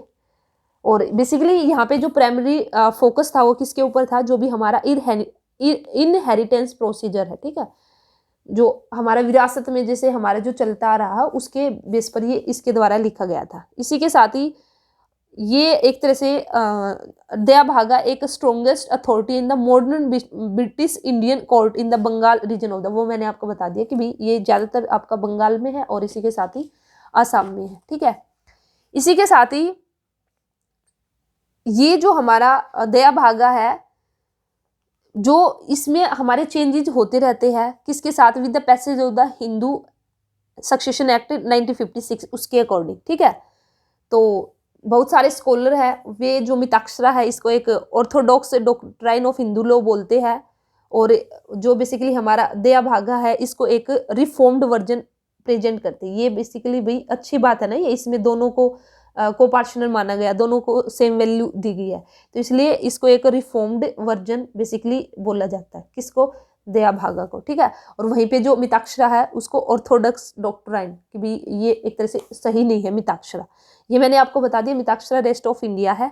ठीक है, और बस इसके अंदर आप इतना कर लीजिए, इसी के साथ ही ये मैंने आपको बता ही दिया। ठीक है, तो मेन हो चुका है, अब हम डायरेक्ट बात करते हैं पार्टनरशिप की। ठीक है, अब हम बात करेंगे, देखिए ऐसा तो पूरा फिर से अगर मैं डिटेल में जाऊंगी ना तो बहुत लंबी वीडियो बनेगी, तो देखिए 1 घंटा तो अभी 2 चैप्टर होने में ही लग गए, और मैं सोच रही थी 1 घंटे में आपको हाफ क्लास लेंथ करा दूंगी। ठीक है, तो देखिए पार्टनरशिप हम सभी को पता है, एक तो पार्टनरशिप एक्ट याद कर लेना आप लोग, पार्टनरशिप का जो एक्ट है वो क्या है 1932, इसकी एक जो डेफिनेशन है उसको याद कर लेना। ठीक है, कि भी partnership is the relation between the person who have agreed to share the profits of a business carried on by all or any of them acting for all. तो ये जो लास्ट की लाइन है ना, ये ध्यान से सुनना कि business carried on by all, या तो सभी मिलकर बिजनेस करेंगे, या एनी ऑफ देम उनमें से कोई एक एक्टिंग फॉर ऑल। ठीक है, उन सब की तरफ से एक्ट करते हुए करेगा, तो ये हो जाएगी डेफिनेशन। और in India it is govern by the Indian partnership act 1932, और जो हमारा एक्ट था केम इनटू फोर्स ऑन 1 अक्टूबर। जो ये एक्ट था हमारा, ये मैं लिखवा देती हूँ यहाँ पे, केम इनटू, क्या पता क्वेश्चन बन जाए, जो इंपॉर्टेंट है सिर्फ वही नोट कराऊंगी, फोर्स ऑन 1 अक्टूबर, अक्टूबर। ठीक है, अक्टूबर को आया था ये, अक्टूबर 1932। अच्छा, इसी के साथ ही मैंने, अगर आपने देखी होगी तो एक वीडियो मैंने आपको बिल्कुल अच्छे से बता रखी है, यहाँ पे मैं डायरेक्ट आपको बताऊंगी, आप सुन लेना। मिनिमम हमारे 2 मेंबर चाहिए, और जो हमारे मैक्सिमम है वो होने चाहिए हमारे 50। लेकिन एक हमारा कंपनीज एक्ट है, कंपनीज एक्ट है 2013, उसका सेक्शन है 464, सुन लीजिए, 464 ऑफ द कंपनीज एक्ट 2013, उसने जो सेंट्रल गवर्नमेंट है उसको बोला है कि भी वो प्रिस्क्राइब करेगी कि maximum number of partners of firm के अंदर कितने होने चाहिए। लेकिन गवर्नमेंट, सेंट्रल गवर्नमेंट तो डिफाइन करेगी मैक्सिमम नंबर ऑफ पार्टनर्स कितने होने चाहिए, लेकिन इसी के साथ ही सेंट्रल गवर्नमेंट है वो 100 से ज़्यादा मैक्सिमम नंबर है वो डिफाइन नहीं कर सकती। और फाइनली जो सेंट्रल गवर्नमेंट है उसने जो मैक्सिमम नंबर लिमिट है जो वो कितनी डिसाइड की है, 50। तो यहाँ पे इसलिए यहाँ से जब पूछा जाता है कि मिनिमम पार्टनरशिप के अंदर मेंबर 2 है और मैक्सिमम 50 है, लेकिन अगर बात आ जाए सेक्शन 464 कंपनीज एक्ट 2013, तो उसके अकॉर्डिंग फिर आपकी जो मैक्सिमम लिमिट है वो 100 हो जाएगी। ये बात आप लोगों को ध्यान रख लेना। ठीक है, इसी के साथ ही who can entry into a partnership, तो who can enter into a partnership, भी एक जो पार्टनरशिप है उसके अंदर कौन कौन एंटर कर सकता है। ठीक है, तो फटाफट से लिख लीजिए, एक इंडिविजुअल।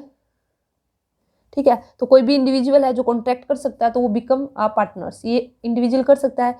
इसी के साथ ही अगर मैं बात करती हूँ फर्म की, ठीक है, पार्टनरशिप फर्म की, ठीक है, तो बेसिकली यहाँ पे जो फर्म है वो एंटर नहीं कर सकती, तो ये आप लोगों को बात ध्यान रखनी है। क्यों? क्योंकि फर्म एक पर्सन नहीं है, इसलिए firm can not entry into a partnership. हाँ, बट अ पार्टनर, लेकिन जो फर्म के अंदर जो पार्टनर होगा, पार्टनरशिप फर्म के अंदर अगर कोई पार्टनर है वो पार्टनरशिप के अंदर एंटर कर सकता है किसी दूसरी पार्टनरशिप के अंदर। ठीक है, वो ऐसा तभी कर सकता है अभी वहाँ पे जो पार्टनरशिप जिस ऑलरेडी पहले से एक पार्टनरशिप फर्म के अंदर है और वहाँ से अगर उसको परमिशन मिलती है, उनको अगर कोई भी ऑब्जेक्शन नहीं है, तो यहाँ पे आप फिर से सुनना, a partnership firm is not a person, partnership firm है जो वो एक पर्सन नहीं है, and therefore a firm can not enter into a partnership, but a partner of the partnership firm can enter into a partnership with the other person, he can share the profit of the said firm with his other co partners of the partnership firm. ठीक है, तो बस आपको इतना ध्यान रखना, partnership firm है वो आपकी नहीं एंटर कर सकती। इसी के साथ ही थर्ड है हमारा हिंदू अनडिवाइडेड फैमिली, तो ये भी हमारी क्या कर सकती है, जो इंडिविजुअल होगा, हिंदू अनडिवाइडेड फैमिली का मतलब है यहाँ पे an individual can be partner in in his individual capacity, अपनी इंडिविजुअल कैपेसिटी पर एक हिंदू अनडिवाइडेड फैमिली का जो पर्सन होगा, मेंबर होगा, वो भी क्या कर सकता है, पार्टनरशिप फर्म के अंदर एंटर कर सकता है। ठीक है, वहीं पे अगर मैं बात करती हूँ कंपनी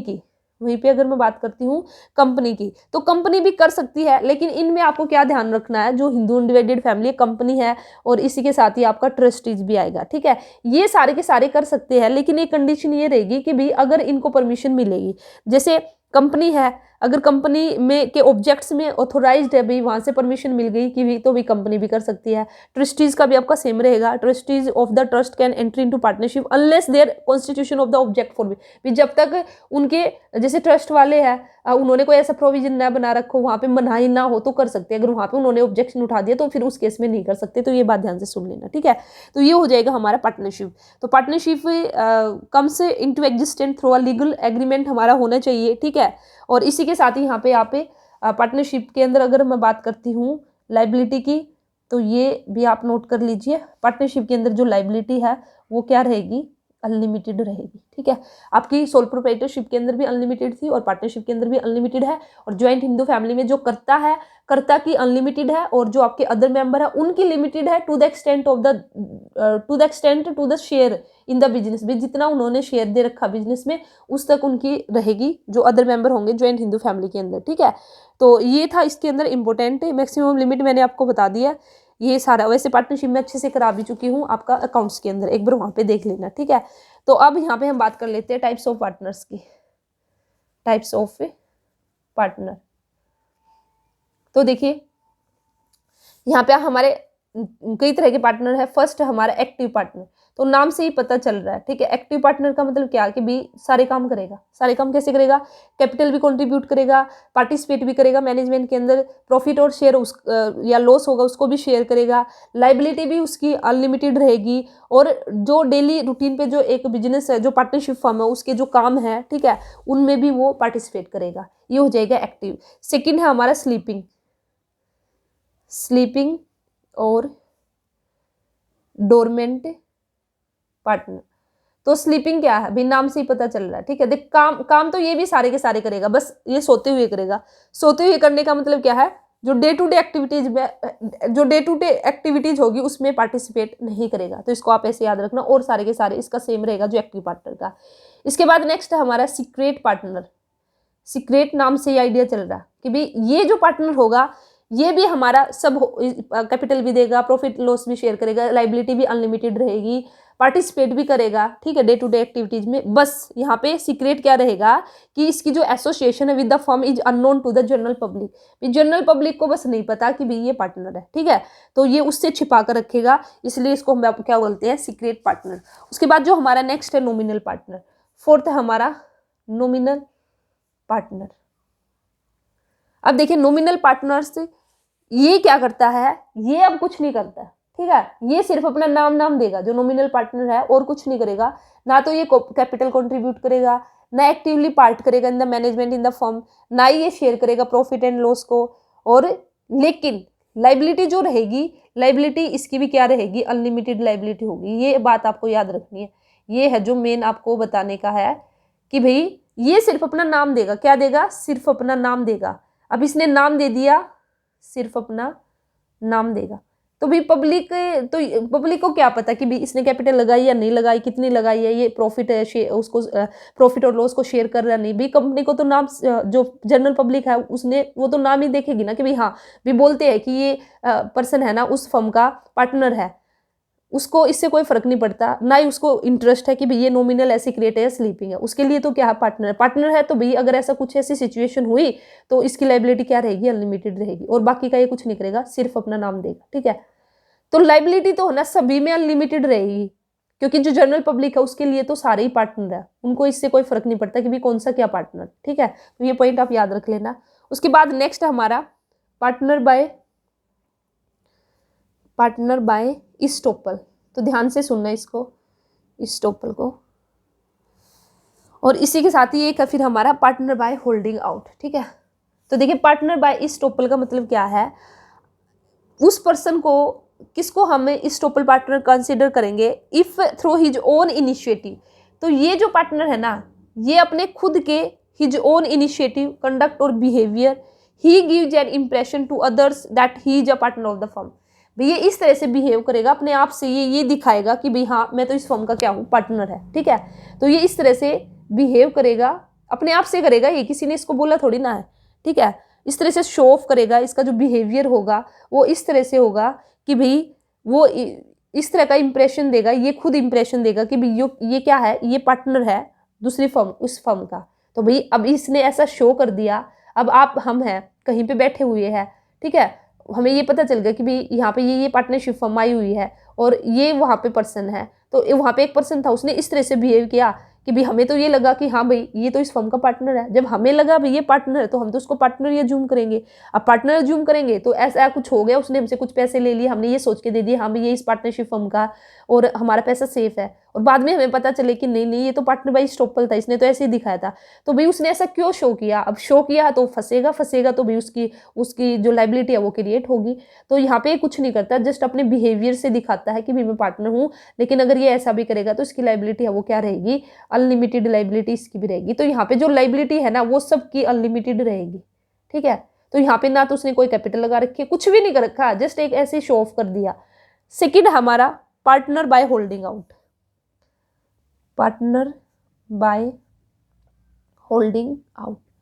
तो देखिए ये हमारा क्या बेसिकली इसके अंदर, इसमें हमारे बेसिकली यह है जो एक पर्सन है वो पार्टनर नहीं है एक फर्म का, वो ये जानता भी है, ठीक है, वो जानता है कि भाई मैं ये जो फर्म है इसका पार्टनर नहीं हूँ, लेकिन उसने अपने आप को अलाउ किया कि भाई उसको रिप्रेजेंट किया जाए कि भाई वो क्या है, पार्टनर है फर्म का, एक दूसरा पर्सन है, ठीक है, एक दूसरा पर्सन है, वो किसी तीसरे पर्सन को ये बता रहा है जो ये फर्स्ट पर्सन है, देखिए जो फर्स्ट पर्सन है ना ये पार्टनर नहीं है एक फर्म का, ठीक है, लेकिन एक दूसरा पर्सन था, उसने क्या किया, उसने एक तीसरे पर्सन को बताया कि भाई ये जो फर्स्ट पर्सन है ना ये क्या है, पार्टनर है।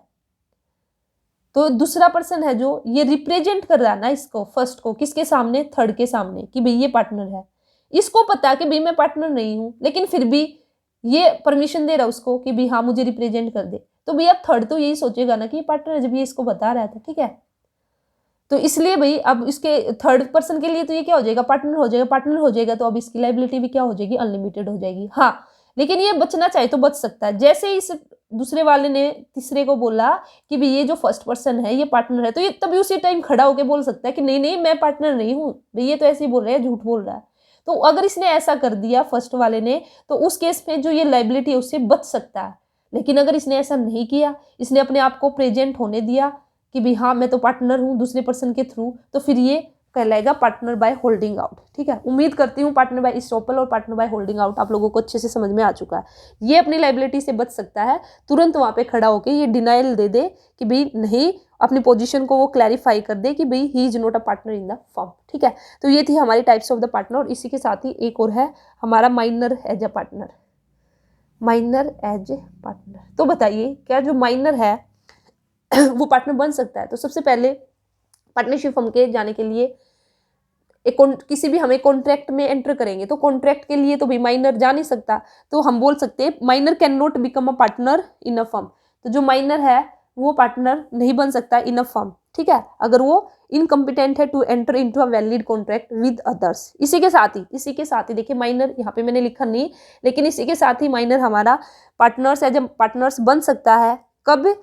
If the benefit of the partnership firm, अगर भी किसी माइनर को बनाने से उस फर्म को बेनिफिट होगा तो उस केस में सभी पार्टनर्स की म्यूचुअल कॉन्सेंट से, सभी की आपसी सहमति से अदर पार्टनर्स की एक जो माइनर है उसको भी हम एडमिटेड कर सकते हैं एज अ पार्टनर, ठीक है।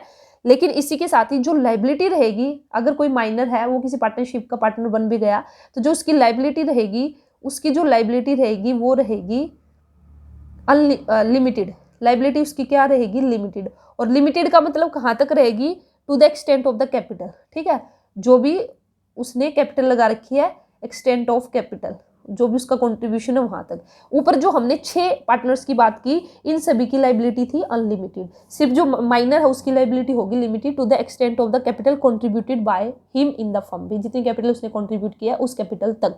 इसी के साथ ही he will not be eligible to take an active part in the management, भी ये मैनेजमेंट में भी पार्ट नहीं लेगा, ठीक है। हाँ लेकिन ये जो अकाउंट्स है फर्म के उनको इंस्पेक्ट कर सकता है, उनको चेक कर सकता है, और जैसे ही उसका स्टेटस चेंज होगा, माइनर से जैसे ही वो मेजोरिटी अटेन करेगा, ठीक है, तो जैसे ही उसने मेजोरिटी अटेन की तो भाई अब माइनर के हाथ में है डिसाइड करना कि भाई उसको पार्टनर्स के अंदर इस चीज जो ये फर्म है इसके अंदर उसको पार्टनर्स बने रहना है या फिर नहीं बने रहना, ठीक है। तो उसका जो भी डिसीजन होगा उसको with in the 6 month of the attaining the majority, भाई जैसे ही वो 18 साल का हुआ, 18 साल का होने के बाद 6 महीने के अंदर उसको अपना डिसीजन वो देना पड़ेगा कि भाई उसको क्या करना है। अगर उसने 6 महीने के अंदर डिसीजन नहीं दिया और फिर भी वो, तो उसको ट्रीट किया जाएगा एक फुल फ्लेज पार्टनर, उसको ट्रीट किया जाएगा और फिर वह लाइबल होगा to the debt of the firm and the same manner as the other active partner, ठीक है। फिर वो हमारा भी मेजोरिटी है उसने अटेन कर ली तो फिर तो जो अदर पार्टनर्स है सेम उनकी तरह वो हो जाएगा। तो ये थे हमारे टाइप्स ऑफ द पार्टनर्स। अब हम फटाफट से बात कर लेते हैं टाइप्स ऑफ पार्टनर्स की, हमने बात की। अब हम बात करेंगे टाइप्स ऑफ पार्टनरशिप, ठीक है, टाइप्स ऑफ पार्टनरशिप। तो ये अदर आपके डिफरेंट बेसिस लिए गए हैं टाइप्स ऑफ पार्टनरशिप के लिए, जैसे partnership on the basis of duration, partnership on the basis of the liability, ठीक है। तो मैं यहाँ पे फटाफट से लिख देती हूँ। On the basis of duration पे बात करती हूँ तो मैं पार्टनरशिप एट विल। सेकेंड है हमारा पर्टिकुलर पार्टनरशिप। तो एट विल का मतलब क्या है, this type the partnership exist at the will of the partners, भाई उनकी इच्छा पे डिपेंड करेगी। It can be terminated when any partners give a notice of the withdrawal, जैसे ही किसी भी एक पार्टनर्स ने नोटिस दे दिया विड्रॉवल का, उसी टाइम हम इसको क्या कर देंगे, टर्मिनेट कर देंगे, ठीक है। सेकंड पर्टिकुलर पार्टनरशिप, तो नाम से आइडिया चल रहा है भाई ये जो पार्टनरशिप है इसको फॉर्म किया गया for the accomplishment of a particular project, एक पर्टिकुलर प्रोजेक्ट के लिए ये बनाई गई थी या फिर एक पर्टिकुलर टाइम ड्यूरेशन के लिए भी 5 साल तक हम ये कॉन्ट्रैक्ट है ये करेंगे, ये प्रोजेक्ट है इसको कंप्लीट करेंगे। और जैसे ही हमारा वो प्रोजेक्ट कंप्लीट हुआ तो ये अपने आप ही डिजोल्व हो जाएगी, ठीक है। जैसे ही जो टाइम ड्यूरेशन थी 5 साल के लिए, हम 4-5 पर्सन ने मिलकर कोई बिजनेस स्टार्ट किया था, तो जैसे ही 5 साल हुए तो ये हमारी जो पार्टनरशिप अपने आप डिजोल्व हो जाएगी। तो ये हमारा पर्टिकुलर पार्टनरशिप, ठीक है। उसके बाद हमारा नेक्स्ट है on the basis of liability. On the basis of liability हमारा जनरल पार्टनरशिप। तो जनरल पार्टनरशिप इसके अंदर जो लाइबिलिटी रहेगी पार्टनर्स की वो क्या रहेगी, अनलिमिटेड। जो लाइबिलिटी रहेगी वो क्या रहेगी, अनलिमिटेड और ज्वाइंट रहेगी, ठीक है। तो यहाँ पे जो पार्टनर्स होंगे enjoy the right to participate, the management के अंदर वे पार्टिसिपेट करेंगे फर्म के अंदर। और इसी के साथ ही रजिस्ट्रेशन जो होगा, ये बस नोट कर लेना, यहाँ पे जो रजिस्ट्रेशन होगा वो ऑप्शनल होगा। रजिस्ट्रेशन क्या होगा, ऑप्शनल होगा, किसके अंदर, हमारे जनरल पार्टनरशिप के अंदर, ठीक है। और जो एग्जिस्टेंस होगा फर्म का वो अफेक्टेड होगा by the death, insolvency, retirement of the partner, तो वो अफेक्ट करेगा। इसी के साथ ही हमारा जो फोर्थ है वो हमारा लिमिटेड लाइबिलिटी पार्टनशिप, LLP इसको बोलते, ठीक है। तो ये जो 2 बेसिस है ये किसके बेस पे है, लाइबिलिटी के बेस पे, ठीक है। और ये जो 2 बेसिस थे ये हमारे किसके बेस पे थे, ड्यूरेशन के बेस पे लिख सकते हो। तो लिमिटेड LLP भी हम इसको बोलते हैं, LLP। तो ये बेसिकली हमारा क्या है, जो लिमिटेड पार्टनरशिप लाइबिलिटी है, यहाँ पे जो सबसे पहले बात करेंगे हम लाइबिलिटी की, तो जो हमारा एक मेंबर होगा, ठीक है, एटलीस्ट कम से कम जो 1 पार्टनर होगा, एटलीस्ट यहाँ पे एटलीस्ट जरूर है, एक पार्टनर की तो रहेगी अनलिमिटेड लाइबिलिटी, और जो अदर पार्टनर होंगे फिर उनकी क्या हो जाएगी, लिमिटेड। एक तो आपको ये पॉइंट याद रखना। इसी के साथ ही जो रजिस्ट्रेशन होगा वो लिमिटेड लाइबिलिटी पार्टनरशिप का क्या होगा, कंपलसरी होगा, ठीक है। इसका उल्टा हो जाएगा, जो जनरल पार्टनरशिप का मैंने बताया ना उसका उल्टा हो जाएगा इसके अंदर। और यहाँ पे हमारी चाहे डेथ हो, चाहे कोई इंसॉल्वेंट है, चाहे किसी की रिटायरमेंट है, तो उसका इस पार्टनरशिप पे कोई फर्क नहीं पड़ेगा। जनरल पार्टनरशिप में फर्क पड़ता था, ठीक है। इसी के साथ ही ये जो this hybrid organisation is govern by the under, और इसका अपना स्पेशली अपना एक्ट है, लिमिटेड लाइबिलिटी पार्टनरशिप एक्ट 2008, ठीक है। तो उसके प्रोविजन ये फॉलो करेगी, न कि जो आपका पार्टनरशिप एक्ट है। तो देखिए एक अब इसी के साथ ही जो हमारा टाइप्स ऑफ पार्टनरशिप है ये हमारा कंप्लीट हो गया है, ठीक है। और अब पार्टनरशिप कंप्लीट, और इसमें पार्टनरशिप डीड मैं ऐसे ही बता देती हूँ, ध्यान से सुन लीजिए। पार्टनरशिप डीड आपको बेसिकली क्या है, एक रिटन डॉक्यूमेंट है जिसके अंदर आपकी सारी जो भी टर्म्स एंड कंडीशन है पार्टनरशिप की वो आपकी गिवन रहती है, ठीक है। पार्टनरशिप डीड आपका ओरल में भी हो सकता है और रिटन भी में हो सकता है। अब हम बात करेंगे कोऑपरेटिव ऑर्गेनाइजेशन की, जो बेसिकली कोऑपरेटिव सोसाइटी हम जिसको बोलते हैं। तो देखिए तो जो मेन है इसमें कोऑपरेटिव ऑर्गेनाइजेशन की बात क्या करती हूँ, नाम से ही थोड़ा सा आइडिया हो रहा होगा, ठीक है। कोऑपरेटिव मीन्स कोऑपरेशन की भावना यहाँ पे आएगी। ऑर्गेनाइजेशन, ये कोऑपरेटिव के चक्कर में ना यहाँ पे भी लिख दिया, ठीक है। Organisation, organisation. तो देखिए सबसे पहले आपका कोऑपरेटिव सोसाइटी हमारा क्या है, कोऑपरेटिव ऑर्गेनाइजेशन हमारा क्या है, एक वॉलेंट्री एसोसिएशन है who join together with the motive welfare of the members. जो भी मिलकर अपनी इच्छा से कुछ पर्सन मिलकर है, वे जो अपने मेंबर्स है उनके वेलफेयर के मोटिव के लिए वे इकट्ठे हुए और कुछ भी काम करेंगे, ठीक है। तो यहाँ पे जो कोऑपरेटिव सोसाइटी है वो कंपलसरी रिक्वायर्ड है टू बी रजिस्ट्रेशन। तो अगर कोई भी कोऑपरेटिव सोसाइटी है तो उसका रजिस्ट्रेशन है वो कंपलसरी है, और जो रजिस्ट्रेशन होगा उसको रजिस्टर कराना पड़ेगा, registered under cooperative society act. तो कोऑपरेटिव सोसाइटी एक्ट याद रख आपको, कोऑपरेटिव सोसाइटी एक्ट को याद रखना है, एक्ट 1912, ठीक है। तो इसके अंदर कंपलसरी है, और कम से कम एटलीस्ट कोऑपरेटिव सोसाइटी के लिए एटलीस्ट कम से कम 10 अडल्ट पर्सन चाहिए, ठीक है। अडल्ट पर्सन होने चाहिए, वे मिलकर क्या कर सकते हैं, कोऑपरेटिव सोसाइटी उसको स्टार्ट कर सकते हो। और जैसे भी कोई भी आपकी ऑर्गेनाइजेशन है, जैसे ही उसका रजिस्ट्रेशन होता है तो उसी टाइम उसकी एक डिस्ट्रिक्ट लीगल आइडेंटिटी क्रिएट हो जाती है आफ्टर इट्स रजिस्ट्रेशन। तो इसका मतलब जो कोऑपरेटिव ऑर्गेनाइजेशन उसकी वह भी एक्वायर करती है एक लीगल आइडेंटिटी, ठीक है। सेपरेट उसकी अपनी आइडेंटिटी है। यहाँ पे अगर मैं लाइबिलिटी की बात करती हूँ तो लिमिटेड यहाँ पे लाइबिलिटी रहेगी, जो मेंबर होंगे उनकी जो लाइबिलिटी रहेगी लिमिटेड लाइबिलिटी, ठीक है। और इसी के साथ ही यहाँ पे वोटिंग राइट यहाँ पे चलता है। तो principle of one man one vote, तो इक्वेलिटी इन वोटिंग राइट है, तो यहाँ पे चलता है वन। बाई चांस अगर ये आ भी जाए तो किसके अंदर है आपको पता चल गया, वन मैन वन वोट, ठीक है। और लिमिटेड यहाँ पे लाइबिलिटी, बस ज़्यादा नहीं जाते इसके अंदर डिटेल में, जो इंपॉर्टेंट है वो मैंने आपको बता ही दिया यहाँ पे। तो अब यहाँ पे ना आपकी टाइप्स ऑफ कोऑपरेटिव सोसाइटी, जैसे कंज्यूमर कोऑपरेटिव सोसाइटी है तो वो किसके साथ डील्स करेगी, to protect the interest of the consumers के इंटरेस्ट को ध्यान में रखेगी। प्रोड्यूसर कोऑपरेटिव सोसाइटी है वो किसको ध्यान में रखेगी, जो प्रोडक्ट जो स्मॉल प्रोड्यूसर है उनके इंटरेस्ट को ध्यान में रखेगी, ठीक है। तो इसी के साथ ही हमारा मार्केटिंग कोऑपरेटिव सोसाइटी है, फार्मर कोऑपरेटिव सोसाइटी है, क्रेडिट कोऑपरेटिव सोसाइटी है, हाउसिंग कोऑपरेटिव सोसाइटी है। तो नेम में ही उनका आंसर गिवन है, तो जो भी जिसका भी जो भी नेम है जिस भी सोसाइटी का वह उसी के लिए काम करेगी, ठीक है। इसके बाद आएगा हमारा कंपनी। तो भी कंपनी हमारा क्या है, तो कंपनी बेसिकली अगर मैं बात करती हूँ, नेक्स्ट हमारी जो फॉर्म्स ऑफ ऑर्गेनाइजेशन है वो है कंपनी। तो फटाफट से सुन लीजिए, वीडियो बहुत लंबी होने वाली है इस तरह से, ठीक है। तो थोड़ा फास्टली हम करेंगे, फास्ट वे में, जल्दी से। तो सबसे पहले company means any association of the person carrying business and registered under the companies act. तो कंपनी के लिए जरूरी है कि भी उसका रजिस्ट्रेशन होना चाहिए, जो कंपनीज एक्ट है, या तो जो एक्ट है हमारा 2013 या फिर इससे भी पहले आपका कोई भी एक्ट है उसके अंदर। इसी के साथ ही हमारी 3 तरह की कंपनी है, पब्लिक कंपनी, प्राइवेट कंपनी और 1 पर्सन कंपनी, ठीक है।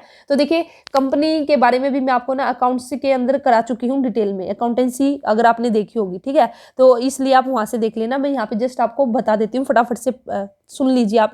सबसे पहले बात करेंगे हम प्राइवेट कंपनी की। प्राइवेट कंपनी हमारी वो कंपनी है जो रिस्ट्रिक्ट कर दिया right to transfer its shares. तो जो इसके अंदर हम बात करेंगे प्राइवेट कंपनी की, पब्लिक कंपनी, प्राइवेट कंपनी और 1 पर्सन कंपनी, ठीक है, ओपीसी। तो भी प्राइवेट कंपनी के जो शेयर उसको आप ट्रांसफर नहीं कर सकते हो। प्राइवेट कंपनी फॉर्म करने के लिए कम से कम 2 मेंबर चाहिए, और इसी के साथ ही जो मैक्सिमम मेंबर होंगे प्राइवेट कंपनी के अंदर भी आपके 200 मेंबर होंगे, जिसमें से उसके जो एम्प्लॉयज होंगे उसको हम एक्सक्लूड कर देंगे, ठीक है।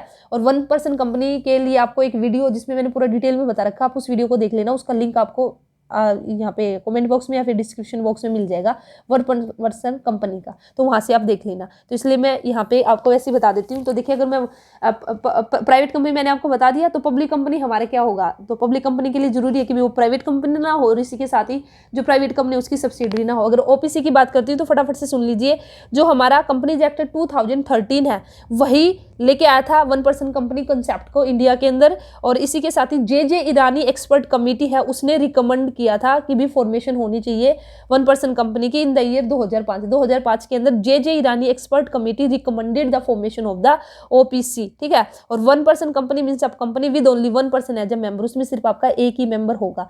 और इसी के साथ ही एक और जो नेचुरल पर्सन होगा और who is an Indian citizen होना चाहिए, रेजिडेंट इन इंडिया होना चाहिए, वही क्या कर सकता है 1% कंपनी है उसका फॉर्मेशन कर सकता है। No person can operate more than the 1%, एक पर्सन एक ही 1% कंपनी को ऑपरेट कर सकता है, ये नहीं कि भी एक पर्सन उसने कई सारी 1% कंपनी ओपन कर लिया है। इसी के साथ ही जो माइनर है वो can not become the member of the 1% company का मेंबर माइनर नहीं बन सकता। और इसी के साथ ही जो 1% कंपनी होगी can not carry out the non banking financial activities, वो नहीं कर सकती। और non banking financial activities include करेगी investment in the securities of anybody corporates, ठीक है। तो ये आ जाएगा हमारा 1% कंपनी के बारे में, ठीक है। अब उसके बाद हम बात करेंगे यहाँ पे जो कंपनी है, तो कंपनी के फीचर्स की बात करें तो कंपनी का फीचर्स वही है, आर्टिफिशियल लीगल पर्सन है, सेपरेट लीगल एंटिटी है, इसकी इनकॉर्पोरेशन रजिस्ट्रेशन होना जरूरी है, परपेचुअल सक्सेशन है, कंपनी हमारी चलती रहेगी, ठीक है। इसके जो शेयर होल्डर्स है मेंबर्स आते जाते रहेंगे, कोई फर्क नहीं पड़ेगा। कंपनी के अंदर जो लाइबिलिटी है वो लिमिटेड रहती है, कंपनी की अपनी कॉमन सील होती है और कंपनी के शेयर को हम ट्रांसफर कर सकते हैं, लेकिन जो पब्लिक कंपनी होगी उसके शेयर को ही हम ट्रांसफर कर सकते हैं। फॉर्मेशन ऑफ कंपनी की बात करती हूँ तो ये मैं आपको यहाँ पे बता देती हूँ, क्योंकि ये मैंने पहले आपको नहीं बता रखा, और ये जो इससे पहले मैंने आपको जो भी बताई है ऑलरेडी मैं आप लोगों को बता चुकी हूँ, तो आप उन वीडियोस को देख लेना, ठीक है। तो फॉर्मेशन ऑफ कंपनी की अगर मैं बात करती हूँ तो 4 यहाँ पे बेसिकली 4 स्टेजेस जो हमारी होगी इसके फॉर्मेशन को लेकर। तो जो फर्स्ट स्टेज है वो क्या होगा, सबसे पहले प्रमोशन होगा कंपनी का, promotion of a company. Second जो स्टेज है वो हमारी इनकॉर्पोरेशन हम बोल सकते हैं या फिर रजिस्ट्रेशन, ठीक है। प्रमोशन करने के बाद हम क्या करा देंगे, इनकॉर्पोरेशन करा देंगे या फिर registration of company, second step जो रहेगा, सेकंड स्टेज जो रहेगी। थर्ड जो हमारी स्टेज होगी इसमें हम फिर एक बार हमारा रजिस्ट्रेशन हो गया, फिर हम कैपिटल सब्सक्रिप्शन कैपिटल मंगाएंगे, ठीक है, पब्लिक से। और इसी के साथ ही फिर लास्ट में जैसे कैपिटल आ जाएगी फिर हमारा जो बिजनेस है उसको हम स्टार्ट कर देंगे। तो ये सीक्वेंस याद कर लेना, क्या पता किस सीक्वेंस ही पूछ ली जाए, कमेंसमेंट ऑफ ए बिजनेस, ठीक है। तो अब हम 1 बाय 1 देखते हैं। सबसे पहले बात करेंगे प्रमोशन ऑफ कंपनी की। तो देखिए प्रमोशन ऑफ कंपनी का मतलब क्या है, the process of the promotion begins with the conceiving of an ideas, ठीक है। तो प्रमोशन ऑफ कंपनी का मतलब क्या है कि जो कंपनी है उसके रिगार्डिंग कोई ना कोई किसी ना किसी के अंदर तो आइडिया आया होगा कि भी हमें कंपनी है उसको स्टार्ट करना है। तो वही जो प्रोसेस है, जो आइडिया आया एंड्स विद द इस्टेब्लिशमेंट, और फिर उस आइडिया ने क्या, जो आइडिया क्रिएट हुआ, कंसीव हुआ, उसके बाद फिर भी हमने फाइनली जो बिजनेस एंटरप्राइज है उसको इस्टेब्लिश कर लिया। तो यही हमारी क्या कहलाएगी, प्रमोशन ऑफ अ कंपनी, ठीक है। और जिस पर्सन के माइंड में ये आइडिया आया है कंपनी को स्टार्ट करने का, तो उसी को बेसिकली हम क्या बोलते हैं, प्रमोटर बोलते हैं। तो प्रमोटर इन अ कंपनी का मतलब क्या है, अ person who is concern with the promotion of the business, जो एक बिजनेस एंटरप्राइज के से कंसर्न है, ठीक है, वही हमारा क्या कहलाएगा, प्रमोटर कहलाएगा। तो जो प्रमोटर होगा वही क्या करेगा, कंसीव करेगा idea of starting a business, भाई उसी के दिमाग में आइडिया है एक बिजनेस स्टार्ट करने का, and takes all the measures required for bringing the enterprise into the existence. और फिर जो आइडिया आया है उसको रियलिटी में, या जो जिस एंटरप्राइज बनाने की वो सोच रहा है उसके एग्जिस्टेंस के लिए वह सारे के सारे जो भी काम होगा उसको करेगा। तो वो क्या कहलाएगा, प्रमोटर। तो promoter finds out the way to collect the money, वो सोचेगा भी कैसे उसको पैसा कलेक्ट करना, जो आइडियाज है बिजनेस आइडियाज उसको इन्वेस्टिगेट करेगा, अरेंज करेगा फाइनेंस को, रिसोर्सेज को असेंबल करेगा, और फाइनली जो एंटरप्राइज है उसको इस्टेब्लिश करेगा। Company law has not given any legal status to the promoter. तो ये पॉइंट नोट कर लीजिए यहाँ पे कि जो कंपनी लॉ है उसने जो प्रमोटर है, प्रमोटर को कोई लीगल स्टेटस नहीं दिया है, और जो उसकी पोजीशन है, उसकी जो पोजीशन है उसको डिफाइन किया गया है एज फिड्यूसरी पोजीशन, ठीक है।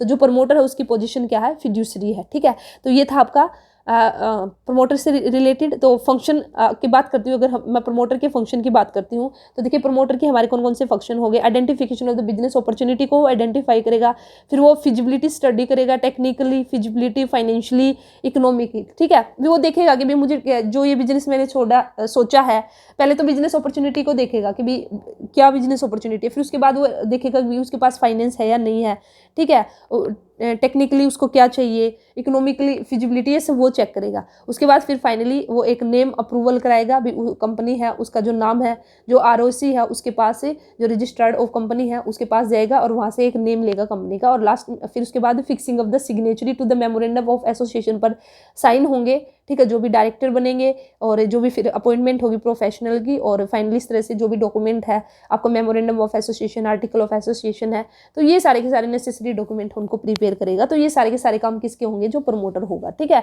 तो पोजीशन मैंने आपको बता दी, प्रमोटर की जो पोजीशन है ना तो वो एजेंट है, ना ट्रस्टी है कंपनी का, ना ही उसको कोई भी लीगल स्टेटस दिया गया है। यहाँ से क्वेश्चन बन सकता है पोजीशन ऑफ प्रमोटर्स को लेकर, तो कि भी ना तो एजेंट्स है, ना वो ट्रस्टी है कंपनी का, ना उसका कोई लीगल स्टेटस है, बल्कि उसकी जो he stands in fiduciary position. ठीक है, तो ये आप प्रमोटर के बारे में कर लेना। इसके साथ हमारा जो सेकंड स्टेप है रजिस्ट्रेशन या फिर इनकॉर्पोरेशन का, after completing all the formalities, जो अभी मैंने बताई थी सारी की सारी फॉर्मेलिटीज कंप्लीट करने के बाद promoter makes an application for the incorporation of the company. अब फाइनली वो भी कंपनी को रजिस्टर्ड करो, उसके लिए एक एप्लीकेशन भेजेगा। ठीक है, उसके बाद application to be filed with the registered of company, ROC के पास लेके जाएगा, of the state of the जो भी स्टेट है, उस स्टेट का जो भी ROC है वहाँ पे एप्लीकेशन भेजी जाएगी। और जब रजिस्टर्ड अगर सेटिस्फाइड है अबाउट द कंपल्सन विद, जो भी फॉर्मेलिटीज है अगर वे सारी कंप्लीट उसने कर दी, बिल्कुल अच्छे से कर दी है, और रजिस्टर्ड सेटिस्फाइड है, तो फाइनली एक सर्टिफिकेट ऑफ इनकॉर्पोरेशन है वो कंपनी को मिल जाएगा। तो बेसिकली यहाँ से जो कंपनी उसका बर्थ हो जाएगा। तो जो सर्टिफिकेट ऑफ इनकॉर्पोरेशन है वही आपका क्या कहलाता है, birth certificate of a company. ठीक है, तो यहाँ पे कंपनी आपका जैसे ही उसको बर्थ सर्टिफिकेट मिलेगा तो उसी डेट से कंपनी लीगली आपकी बॉर्न हो जाएगी, और उसी दिन उसकी एक अपनी लीगल एंटिटी क्रिएट हो जाएगी विद द परपेचुअल सक्सेशन उसी डेट से। तो इस तरह से जो कंपनी है उसका रजिस्ट्रेशन हो जाएगा। ठीक है, तो यहाँ पे जो प्रोसीजर है रजिस्ट्रेशन का, तो उसके लिए हमें कौन कौन से डॉक्यूमेंट की रिक्वायरमेंट रहेगी, तो देखिए एक तो मेमोरेंडम ऑफ एसोसिएशन है, यहाँ पे रजिस्ट्रेशन के टाइम हमें एक तो मेमोरेंडम ऑफ एसोसिएशन है और एक आर्टिकल ऑफ एसोसिएशन है। ठीक है, तो ये डॉक्यूमेंट है जो कि मेन डॉक्यूमेंट है। तो जो मेमोरेंडम ऑफ एसोसिएशन है ये डिफाइन करता है ऑब्जेक्टिव ऑफ द कंपनी। जो मेमोरेंडम ऑफ एसोसिएशन है इस पर कम से कम 7, अगर पब्लिक कंपनी की बात करती हूँ तो 7 मेंबर के साइन होने चाहिए, और प्राइवेट कंपनी की बात करूँगी तो वहाँ पे 2 मेंबर के साइन होने चाहिए। ठीक है, और इस पे प्रॉपरली आपकी स्टैंप वगैरह लगनी चाहिए। और जो हमारा मेमोरेंडम ऑफ एसोसिएशन रहेगा इसमें सारी डिटेल रहेगी कि भाई नेम क्लोज कंपनी का क्या नाम है, रजिस्टर्ड ऑफिस क्लोज क्या ऑब्जेक्ट है, लाइबिलिटी, ये सब रहेगा। इसी के साथ ही आर्टिकल ऑफ एसोसिएशन, तो ये डॉक्यूमेंट भी हमारे उन सभी पर्सन जिन्होंने मेमोरेंडम ऑफ एसोसिएशन को साइन किया है, तो ये सारे के सारे पर्सन फिर आर्टिकल ऑफ एसोसिएशन को भी साइन करेंगे। और इसके अंदर जो भी रूल्स है regarding the internal management of a company आपके गिवन रहेंगे। ठीक है, तो एक मैनेजमेंट, इंटरनल मैनेजमेंट है कंपनी की, उसके रिगार्डिंग जो भी रूल्स रेगुलेशन है वो आर्टिकल ऑफ एसोसिएशन के अंदर गिवन रहेगी। इसी के साथ ही हमें जब रजिस्ट्रेशन कराएंगे तो एक तो हमें डॉक्यूमेंट चाहिए MOA, और एक हमें चाहिए AOA, और इसके बाद हमें लिस्ट ऑफ डायरेक्टर। ठीक है, तो एक लिस्ट और रहेगी डायरेक्टर की जिस पर उसका जो डायरेक्टर है उनका नेम है, एड्रेस है, वे क्या ऑक्यूपेशन है उनका, ये सभी लिस्ट वो भी हमें भेजनी पड़ेगी। इसी के साथ ही return consent of the director की भी रिटर्न कंसेंट रहेगी कि भी हाँ वे उस कंपनी के अंदर डायरेक्टर बनना चाहते हैं, तो ये सब के सब। ठीक है, फिर जो भी एग्रीमेंट है, और finally address of the registered office, और इस तरह से तो यहाँ पे जो कंपनी है, ठीक है, ये हमारे डॉक्यूमेंट होंगे जो सबमिट कराने